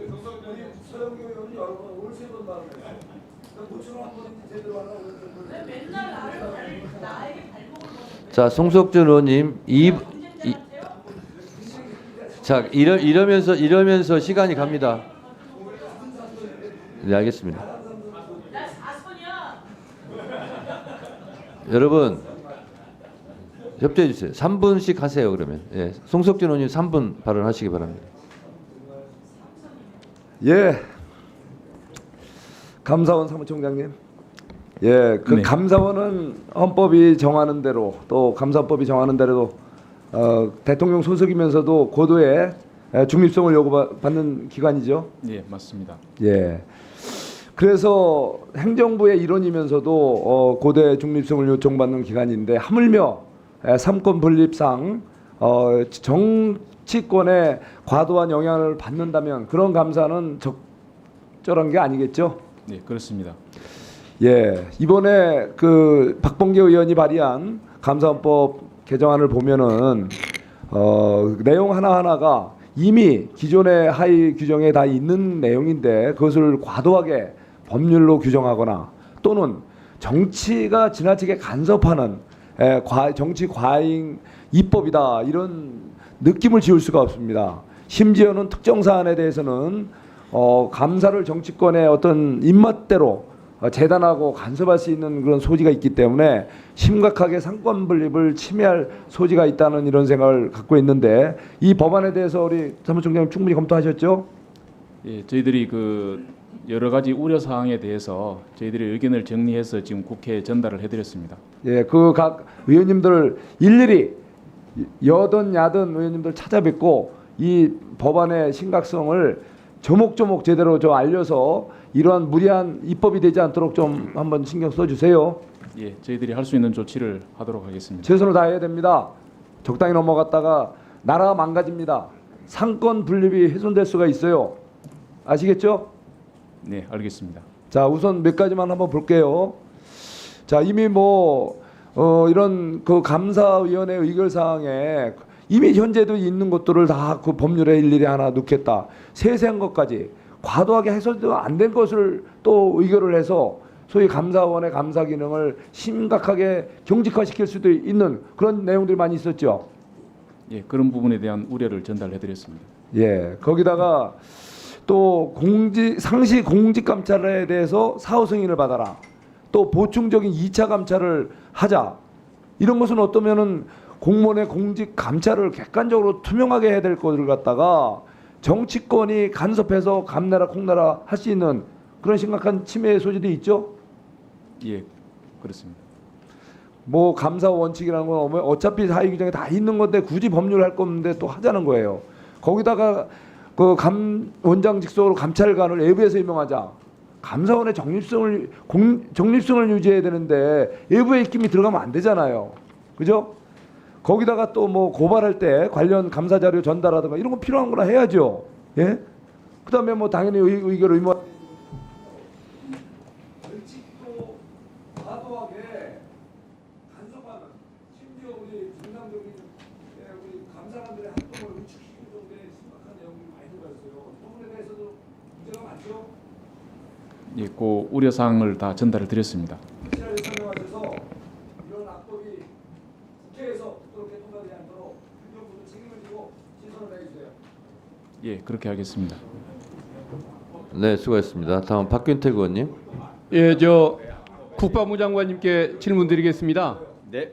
서영교 의원님께서 질문하셨는데 용산 대통령실에 김건희 여사의 집무공간 또 면담공간, 휴게공간 어느 이름이든 아니면 또 비공식의 이름이든 김건희 여사를 위한 공간이 따로 있습니까? 없습니까? 제가 있을 때까지는 없었습니다. 그러면 그때까지는 전혀 존재하지 않았습니까? 그렇습니다. 예, 알겠습니다. 법무부 장관님께 질문 드리겠습니다. 지난번에 제가 대통령 관련 사건 특검법은 야당이 특검 추천권을 행사하게 했다라고 제가 질문했을 때 법무부 장관님께서 그 법안들은 여야 합의로 법안이 이루어졌다라고 말씀을 했고 그때 서영교 의원님이 그렇지 않다. 그 답변이 틀렸다라고 지적을 하셨는데 인정하십니까? 자료를 오늘 제출한 걸로 의원님, 서 의원님 혹시 못 받으셨나요? 네, 제가 지금 못 봤는데요. 예. 그러면 그 서영교 의원님이 틀렸다고 지적했던 지적이 옳다는 것. 그러니까 장관님이 그 답변이 잘못됐다는 것 인정하십니까? 안 합니까? 아닙니다. 아, 인정 안 하십니까? 예, 아직도? 그렇습니다. 예. 아, 그래서 제가 질문을 짧게 끝내려고 했는데 그러면 잠시 3분을 다 사용을 해야겠습니다. 자, 역대 특검법 14건 중에 4건이 여야 미합의 상태로 통과됐던 거 인정하십니까? 예. 그리고 야당에게 추천권을 준 사건이 MB 대통령 당시의 내곡동 특검, 박근혜 대통령 당시의 국정농단 특검, 문재인 대통령 당시에 드루킹 특검이라는 사실 인정하십니까? 그 부분은 저희가 그런 합의가 안 됐다는 부분이 있었다는 건 하지만 그 아니, 부분은 야당에 추천권을 준 부분을 질문드리는 겁니다. 예, 추천권 준 자, 그러면은 케이스가 있었나 야당에게 추천권을 줬고 여야 합의도 없이 통과됐던 특검법이 MB 대통령 당시에 내곡동 특검이라는 것 이거 알고 계십니까? 그 부분은 그 결국은 정부가 수용한 걸로 제가 말을 아니, 드릴 정부의 때- 수용을 묻는 것이 아니고 아니, 제가 여야 합의를 말씀드리는 겁니다. 말씀을 두 가지로 드렸습니다. 여야 합의 또는 정부의 수용이라는 말씀을 드렸던 거지 여야 합의 이래만 하지 않았습니다. 다시 자, 한번 보십시오. 그러면 다시 봐보십시오. 예, 예. MB 대통령이 대통령 본인이 관련이 돼 있고 아들이 관련돼 있을 수 있는 내곡동 그 특검법안 MB 대통령이 수용을 했습니다. 그거 인정하십니까? 예. 거부권 행사 안 했죠? 거부권 행사 안 한 경우가 있습니다. 자기 예. 색깔이 그렇게 강했던 분이 MB 대통령인데 그럼에도 불구하고 그분이 본인이나 본인 아들이 관련된 특검법을 받아들이셨습니다. 근데 수용한 전례가 없습니까? 근데 왜 아니, 그 정부가 수용한 경우에 특검법이 이루어졌다고 했지 그러니까 수용한 전례가 거부권 행사에 없다는 말씀 드리지 부당성을 않았습니다. 지적하니까 지금 드리는 말씀 아닙니까? 아니, 아닙니다. 다시 한번 확인해 그러면 보십시오. 여야 합의도 있어야 하고 여야 합의 또는 여야 합의 아니 여야 합의 또는 정부의 수용이라고 말씀드렸습니다. 그 이유가 제가 몇 번 말씀드렸습니다만 특검 제도 자체가 행정부의 작용인데 그 행정부 작용의 지휘자를 공무 임명 담임권을 대통령이 돼 있는데 그 대통령에 대한 실질적인 인명권을 침해하지 않는다. 이게 필요하다는 거고, 그렇지 않다면 대통령이 스스로 그 행정권, 공무 임명 담명권에 대한 양보를 했어야만 가능하다는 이야기를 말씀 계속 드렸던 겁니다. 주관하는 말씀은 윤석열 대통령은 그 조립했던 MB 대통령보다도 훨씬 문제가 있는 대통령이라는 것을 얘기하자는 겁니다. 의원님, 제가 계속 정리하시죠. 첫 번째부터 말씀드린 내용인데 네. 대답마저 좀 이어가도 되겠습니까? 네, 대충 뜻은 전달된 것 같습니다. 예. 조금만 네. 잠깐 말씀하세요. 그러면. 예. 이 법률안에 저희들이 지적한 내용이 그것만이 아니지 않습니까? 여러 가지가 있습니다. 의원님들께서 정말 이 특검법안에 대한 추진 의사가 있으시다면 그 저희들이 지적한 부분을 합의를 하려고 좀 고치려고 하는 그런 부분이 있었어야 정부도 어떻게 변화를 가져오든지 뭐 할 거 아닙니까? 지금 하나도 변화 없이 계속 더 가중된 요소만 더 갖고 들어오지 않습니까? 저희들로서 제로서는 어떻게 할 방법이 없지 않습니까? 예. 네, 네. 발언한 것에 대해서 답변을 했다고 하는데 답변 내용이 영 타당치 않은 답변 내용을 하고 마치 한 것처럼 해서 제가 이 부분에 대해서 질의를 좀 하고 싶은데 잠깐 요거 팩트 체크만 하게 해주십시오. 1분간 발언하세요. 그러면. 법무부 장관님, 예. BBK 이명박 대통령의 BBK 그리고 내곡동 사저 관련한 거 이 여야 합의가 있었어요? 아니죠? 합의가 없는 경우도 있습니다. 아니, 그러니까 이건 여야 합의가 되지 않은 경우에요. 대북 송금, 노무현 대통령 측근 관련한 이 4개는 여야가 합의되지 않은 거예요. 그런데 지난번에 법무부 장관께서 여야가 합의되지 않은 사례가 없습니다 라고 하셔서 내가 여야가 합의가 되지 않은 사례 4가지를 이야기했고, 오늘 법무부 장관은 답변에 뭐라고 왔냐면 여야 합의 또는 정부가 수용. 그래서 의원님, 이야기하는 건 의원님, 이런 경우엔 정부가 수용해야 된다는 이야기예요. 의원님, 그런데 제가 답변을 잠깐 그렇게 들어보세요. 한 적이 없습니다. 그런 답은 그 다음에 하시고, 우리 저기 법무부 장관은 이게 팩트 체크라며 법무부에서 내놓은 자료가 팩트가 아니기 때문에 제가 제기한 거 아니에요. 여야가 합의되지 않은 사례, 내곡동 사저 특검, 그리고 BBK 특검, 이명박 대통령 자기와 자기 아들과 관련된 것임에도 불구하고 그것을 여야가 합의되지 않았어도 받고 수용했어요.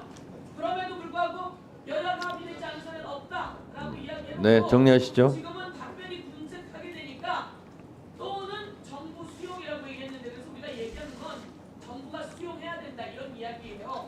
그리고 정리하시죠. 대표가 이야기했잖아요. 제3자 특검안. 그래서 우리가 그거를 한동훈 대표랑 이야기해서 제3자 특검안을 낸 거 아닙니까? 자, 이상 끝입니다. 네, 수고하셨습니다.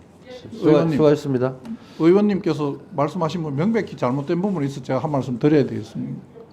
왜냐하면 아니, 뜻은 다 저는 정리된 것 같습니다. 한 번도 여야 합의 없이만 이런 말씀 표현한 적이 없습니다. 다시 한번 속기록을 다 한번 확인해 주십시오. 네, 알겠습니다. 네. 저 위원장도 짧게 토론 잠깐 하겠습니다. 우리 행정처장님, 법 왜곡죄에 대해서 잠깐 말씀드리겠습니다. 법은 도덕과 양심의 최소한이죠. 그렇게 알고 있습니다. 네, 법으로 만드는 것은 이것만은 지키자라는 거죠. 예, 법의 목적은 처벌 목적도 있지만 예방 목적도 있죠. 그렇습니다. 그렇습니다. 그래서 법에는 처벌 조항이 있는 것도 있고 없는 것도 있습니다. 그러니까 그것이 대표적인 것이 형사소송법 198조 사항, 검사들의 별건 수사를 해서는 아니 된다는 조항입니다. 근데 이것은 처벌 조항이 없어요. 다시 말해서 안 지켜도 처벌 조항이 없기 때문에 있으나마나 무용지물이 되는 거죠. 그래서 저는 개인적으로 이거는 해서는 아니 된다, 별건 수사는 해서는 아니 된다 했으면 거기에 대한 처벌이 따라야 된다라고 생각을 합니다. 그래서 제가 이제 개인적으로 개정안을 이거 내놨는데요. 마찬가지로요. 어느 누구든지 법 앞에 평등하고 그리고 누구든지 공정하게 재판을 받을 권리가 있죠. 예. 소장님. 자, 그런데 검사의 수사 과정에서 있는 것은 있는 대로, 없는 것은 없는 대로 공소 제기를 해야 되지 않겠습니까? 기본이죠. 예. 근데 있는 것을 없는 것으로, 없는 것을 있는 것으로 또는 있는 것도 확대 과장하거나 또는 없는 것도 있는 것도 축소 은폐하거나 없는 것을 또 있는 것으로 조작해내거나 이런 경우는 범죄에 해당되는 겁니다. 그렇죠? 예, 그런 일이 있어서는 안 될 것이라고 그건 봅니다. 검사뿐만 아니라 경찰도 또 어느 누구도 이렇게 해서는 안 되는 거지 않습니까? 예. 그래서 이런 일이 실제로 비일비재했고 김용민 의원이 유성 서울시 공무원 간첩 사건 같은 경우도 조작 수사한 거 아닙니까? 근데 이전에 예전에 독재 정권 시절에 간첩 조작 사건이 100건이 넘어요. 재심에서 다 무죄 판결 받고 그러나 그분들이 다 세월은 감옥 살고 뭐 이래가지고 그 억울한 청춘을 누가 보상도 못합니다. 국가에서 손해배상 몇 푼 해준다고 해도 어떻게 보상이 되겠습니까? 이거를 사전에 예방하자는 차원도 법 왜곡죄의 취지에 있다라는 점을 저는 개인적으로 생각을 하고 아마 행정처장님도 그 부분은 긍정적으로 보시는 것 같은데 법무부 장관님은 어떻게 생각하세요? 저의 이런 주장에. 뭐 여러 가지 공소권을 행사하거나 뭐 재판을 하는 사람들이 신중하게 해야 된다는 위원장님의 생각에 저희들 다 공감합니다. 다만 아까 이건태 다만은 말씀 안 하셔도 좋을 것 같아요. 아까 이건태 의원님께서 말씀하셨다시피 그 서로 예를 든 두 가지 사건만 가지고 봐도 서로 다른 입장이면 평가가 전혀 다를 수 있어서 꼭 그걸 법률로 규정하는 것이 맞는지에 대해서는 저는 좀 문제가 있다고 생각하고 다른 고민을 해주셨으면 하는 게 저희 하여튼 생각입니다. 법무부 장관님은 열심히 지금 일하시는 걸로 열심히 대변하시는 걸로 그렇게 알겠습니다. 자, 수고하셨습니다. 더 이상 토론하실 의원님이 안 계시면 대체 토론을 종결하고자 하는데 이의 없으십니까? 네, 이의가 없으므로 가결됐음을 선포합니다. 그러면 의사일정 제1항부터 150항까지 이상 150건의 법률안은 보다 심도 있는 심사를 위해 법안심사 제1소위원회로 회부하고자 하는데 이의 없으십니까? 이의가 없으므로 가결됐음을 선포합니다. 김승원 법안심사 제1소위원장님과 소위위원들께서는 수고해 주시기 바랍니다. 기관장님들께서는 이석하셔도 되겠습니다. 수고들 하셨습니다. 다음으로 의사일정 151항부터 154항까지 이상 4건의 안건을 일괄하여 상정합니다. 위원님들께서 잘 아시는 바와 같이 의사일정 151항 검사 박상용 탄핵소추안은 지난 7월 2일 본회의에서 국회법 좀 조용히 해주세요. 국회법 130조에 따른 조사를 위하여 우리 위원회로 회부되었습니다. 국회법 130조 탄핵소추 발의에 대한 조항 제1항을 읽어드리겠습니다. 탄핵소추가 발의되었을 때에는 의장은 발의된 후 처음 개의하는 본회의에 보고하고 본회의는 의결로 법제사법위원회에 회부하여 조사하게 할 수 있다. 그래서 본회의 의결로 우리 법사위에 넘어온 것입니다. 우리 법사위는 회부된 탄핵소추안에 대하여 국회법 제131조에 따라 조사하여 본회의에 보고하여야 하며 조사에 관하여는 국정감사 및 조사에 관한 법률에 따른 조사의 방법에 관한 규정을 준용하도록 하고 있습니다. 이에 10월 2일 오전 10시에 청문회에 개의하는 것을 내용으로 하는 검사 박상용 탄핵소추 사건 조사계획서를 채택하고자 합니다. 조사계획서 안의 자세한 내용은 배부해드린 유인물을 참고해 주시기 바랍니다. 이에 대해서 의견 있으신 의원님 계십니까? 네. 안 계시면 그러면 의사일정 152항 검사 박상용 탄핵소추 사건 조사계획서를 이와 같이 채택하고자 하는데 이의 없으십니까? 이의가 없으시므로 가결됐음을 선포합니다.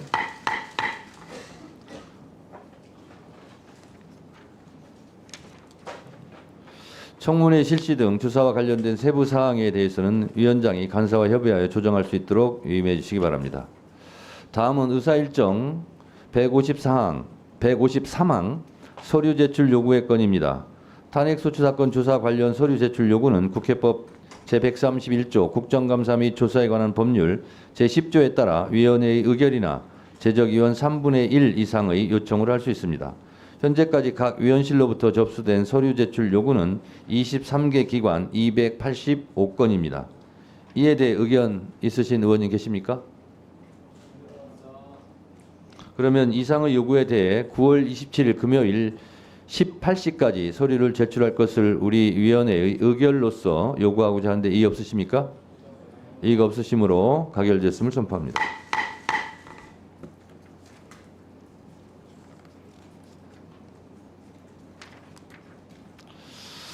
다음은 의사일정 제154항 증인 참고인 출석 요구의 건입니다. 이 안건은 오늘 채택된 조사 계획서에 따라 2024년 10월 2일에 실시되는 청문회에 필요한 증인, 참고인 등의 출석을 요구하기 위한 것입니다. 여러 의원님들께서 신청해 주신 증인 및 참고인의 구체적 명단 등은 아직 배부해드리지 못했습니다.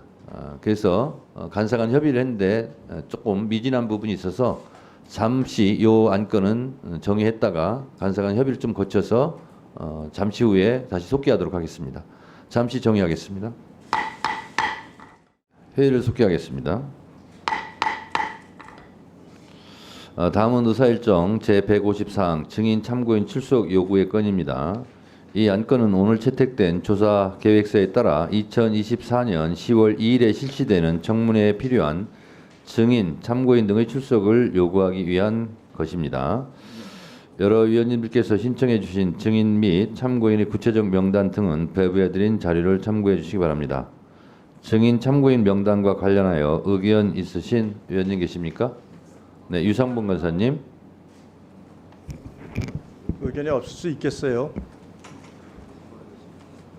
저희 국민의힘에서 민주당이 38명에 가까운 그 증인 참고인을 신청했으나 국민의힘에서는 9명에 불과한 증인 참고인을 신청을 했습니다. 우리가 탄핵 소추를 위한 탄핵 조사를 한다면 결국 객관적인 진실이 무엇인가를 확인하는 자리입니다. 이것이 특정한 정치적 목적을 위해서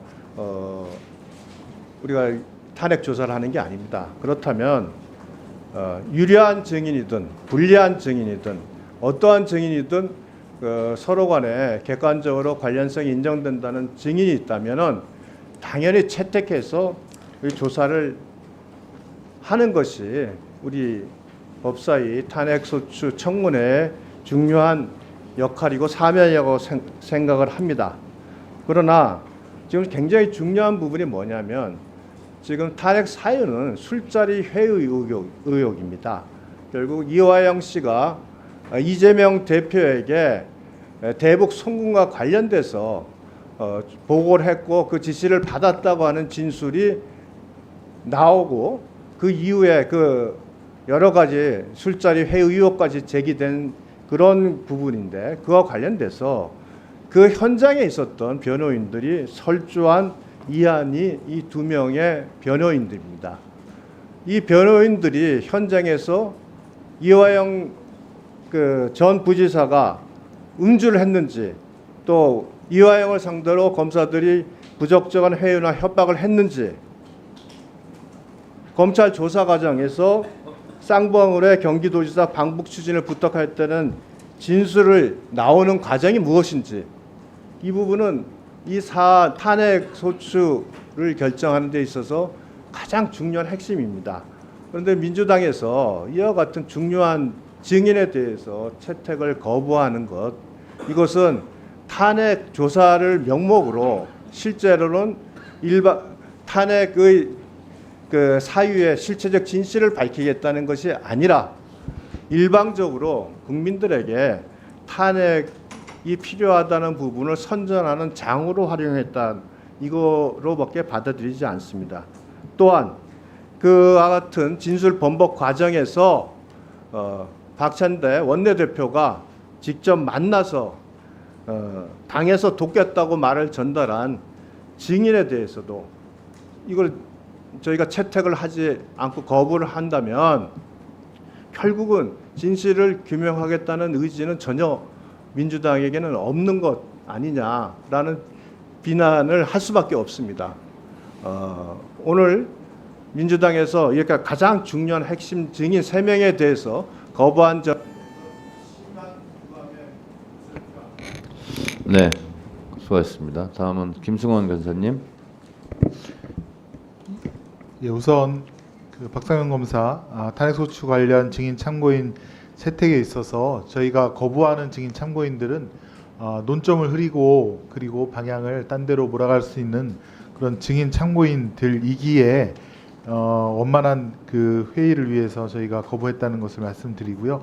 가장 중요한 것은 해당 검사가 국회에 출석해서 진실을 밝히는 것인데 계속 불출석 의사를 여론을 통해서 그런 거에 대해서는 국회 무시, 국민 무시의 태도가 바뀌지 않고 있구나 이런 판단이 듭니다. 아무튼 그 공무원에 불과한 검사의 탄핵을 소추하는 것이 이렇게 힘든 과정을 요구하는 것인지에 대해서 다시금 국민께 좀 탄핵 관련된 법을 바꿔서라도 잘못이 있는 검사에 대해서도 다른 일반 공무원과 같이 충분히 파면에 해당하는 탄핵을 할 수 있도록 하는 제도 개선까지 저희가 더 노력을 하겠다라는 점을 말씀을 드리면서 사상 초유의 불법 그다음에 인권 침해 수사에 대해서 반드시 역사 앞에서 또 국민 앞에서 진실은 밝혀지고 검사들의 불법 행위에 대한 단죄는 이루어져야 된다. 그리고 그것에 대한 사실관계 조사는 더 꼼꼼하고 면밀하게 이루어지겠다라고 하는 말씀을 드리겠습니다. 이상입니다. 네. 또 말씀하신 분 손 들어주세요. 네, 송석준 의원님 발언해 주세요. 예, 박상용 검사 탄핵소추 사건 조사 청문회에 관한 증인 참고인 내용을 보니까 굉장히 많습니다. 예, 이게 이 분들을 이렇게 많이 불러서 우리가 충분히 이분들한테 발언권을 제대로 줄 것인지에 대해서도 좀 의구심이 가고, 또 여기서 우리가 논의하고자 하는 핵심 그런 실체가 이런 분들을 통해서 제대로 밝혀질지도 의문입니다. 더욱이나 또 형평에 어긋나는 것은 또 우리 당에서 요구한 또 증인 참고에는 채택이 안 되고, 이렇게 이런 분들 중심으로 이렇게 가는 것이 자체도 문제일 뿐더러 이분들이 실제 채택이 된다 하더라도 당일날 실제 이제 보시면 아시게 되겠지만 이분들이 와서 쭉 서 있고 앉아 있고 결국은 제대로 발언할 시간이 많이 부족할 것 같은 생각이 듭니다. 더 이제 문제가 있는 것은 이 박상용 검사의 탄핵소추 사유 내용을 보면은 뭐 음주 회식 후 민원인 대기실 바닥에 용변 배출, 뭐 이화영 회의 진술 강요 영상 녹화실에서 연이은 술 파티, 이런 뭐 정말 상상하기 어려운 황당한 이런 혐의로 탄핵을 하겠다고 하시거든요. 이것들이 가십성의 어떤 근거 없는 이 얘기들인데 이걸 갖고서 정상적으로 굉장히 엄중한 이런 사건에 대한 수사를 담당하는 이 검사에 대해서 탄핵을 하겠다고 우리 국회에서 이렇게 쇼를 하는 것 같은 거 아닌가 모르겠어요. 저는 그날 이제 분명히 아마 밝혀질 겁니다. 지난번에 우리 김영철 검사 탄핵 우리 그 청문회에서도 그때도 김규현 변호사 주장한 거 결국은 지나고 나면 동료들이 그 이분에 대해서 고소했잖아요. 이런 황당한 일들이 또 좀 벌어질 것 같은 생각이 들어요. 이렇게 정말 어떻게 보면은 이게 실체적 진실과 관계없이 우리가 뭔가 여기서 논의는 하는데 결과적으로 저 사람들은 왜 저러지? 국회가 그렇게 할 일이 없나? 요즘 수해가 심하게 발생했는데 저럴 시간에 와서 좀 수해 복구에 좀 우리 국회의원들도 동참했으면 좋겠다, 이렇게 생각하실 국민들이 많을 것 같고 제가 심히 걱정이 돼요. 그래서 좀 웬만하면 오늘 뭐 제가 이렇게 여러분들 다수에 의해서 의결하면 같이 따를 수밖에 없겠지만 뻔히 보이는 이런 현상들이 우리 국회에서 이 귀한 시간을 소모해가면서 반복되지 않도록 우리가 좀 자해했으면 좋겠다는 생각이 듭니다. 예, 다시 한번 우리 명절 세고 날씨도 정상화가 됐는데 우리 법사위 국회도 좀 정상화가 돼서 꼭 해야 될 법률에 대해서 또 우리 아까운 법사위 시간을 좀 할애했으면 좋겠습니다. 예, 이상입니다. 네, 이제 위원장으로서 이게 본회의 의결로서 법사위에서 탄핵 조사를 해라 이렇게 넘어왔기 때문에 안 하는 것은 또 직무유기가 될 수 있기 때문에 날짜를 잡는데 고심을 했습니다. 그래서 국정감사도 예정돼 있고 또 국정감사 이후에 하면 너무 또 지체 없이 보고해야 된다는 조항이 또 마음이 많이 쓰였습니다. 그래서 10월 2일 날 그날밖에 택일이 되지 않았습니다. 그래서 그날 하는 걸로 하시고요. 이 증인과 참고인 문제에 대해서는 신청하신 의원님들이 포함이 된 경우도 있고 또 포함이 안 된 경우도 있고 또 최종 단계에서 국민의힘 요청에 의해서 두 분은 또 뺐습니다. 빼달라고 해서 뺐고 그래서 100% 만족할 수는 없습니다. 그래서 이 정도로 그냥 통과를 시켰으면 좋겠는데 어떻습니까? 꼭 표결해야 되겠습니까? 아이고 알겠습니다. 그러면 배부해드린 명단대로 출석을 요구하고자 하는데 이의 없으십니까? 네. 이의가 있으므로 국회법에 따라 표결하겠습니다. 표결에 앞서서 회의장에 계신 위원님은 모두 재석 위원수에 포함된다는 점을 말씀드립니다. 그리고 방법은 국회법 제112조 및 112조 및 제71조 단서에 따라 거수 표결로 진행하겠습니다. 먼저 찬성하는 위원님은 손을 들어주시기 바랍니다. 내려주시기 바랍니다. 다음에는 반대하는 위원님 손을 들어주시기 바랍니다.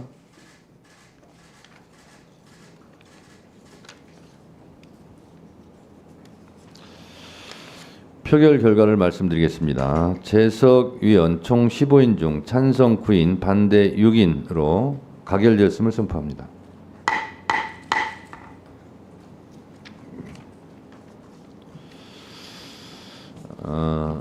방금 채택된 증인 참고인 명단을 잠시 불러드리도록 하겠습니다. 증인입니다.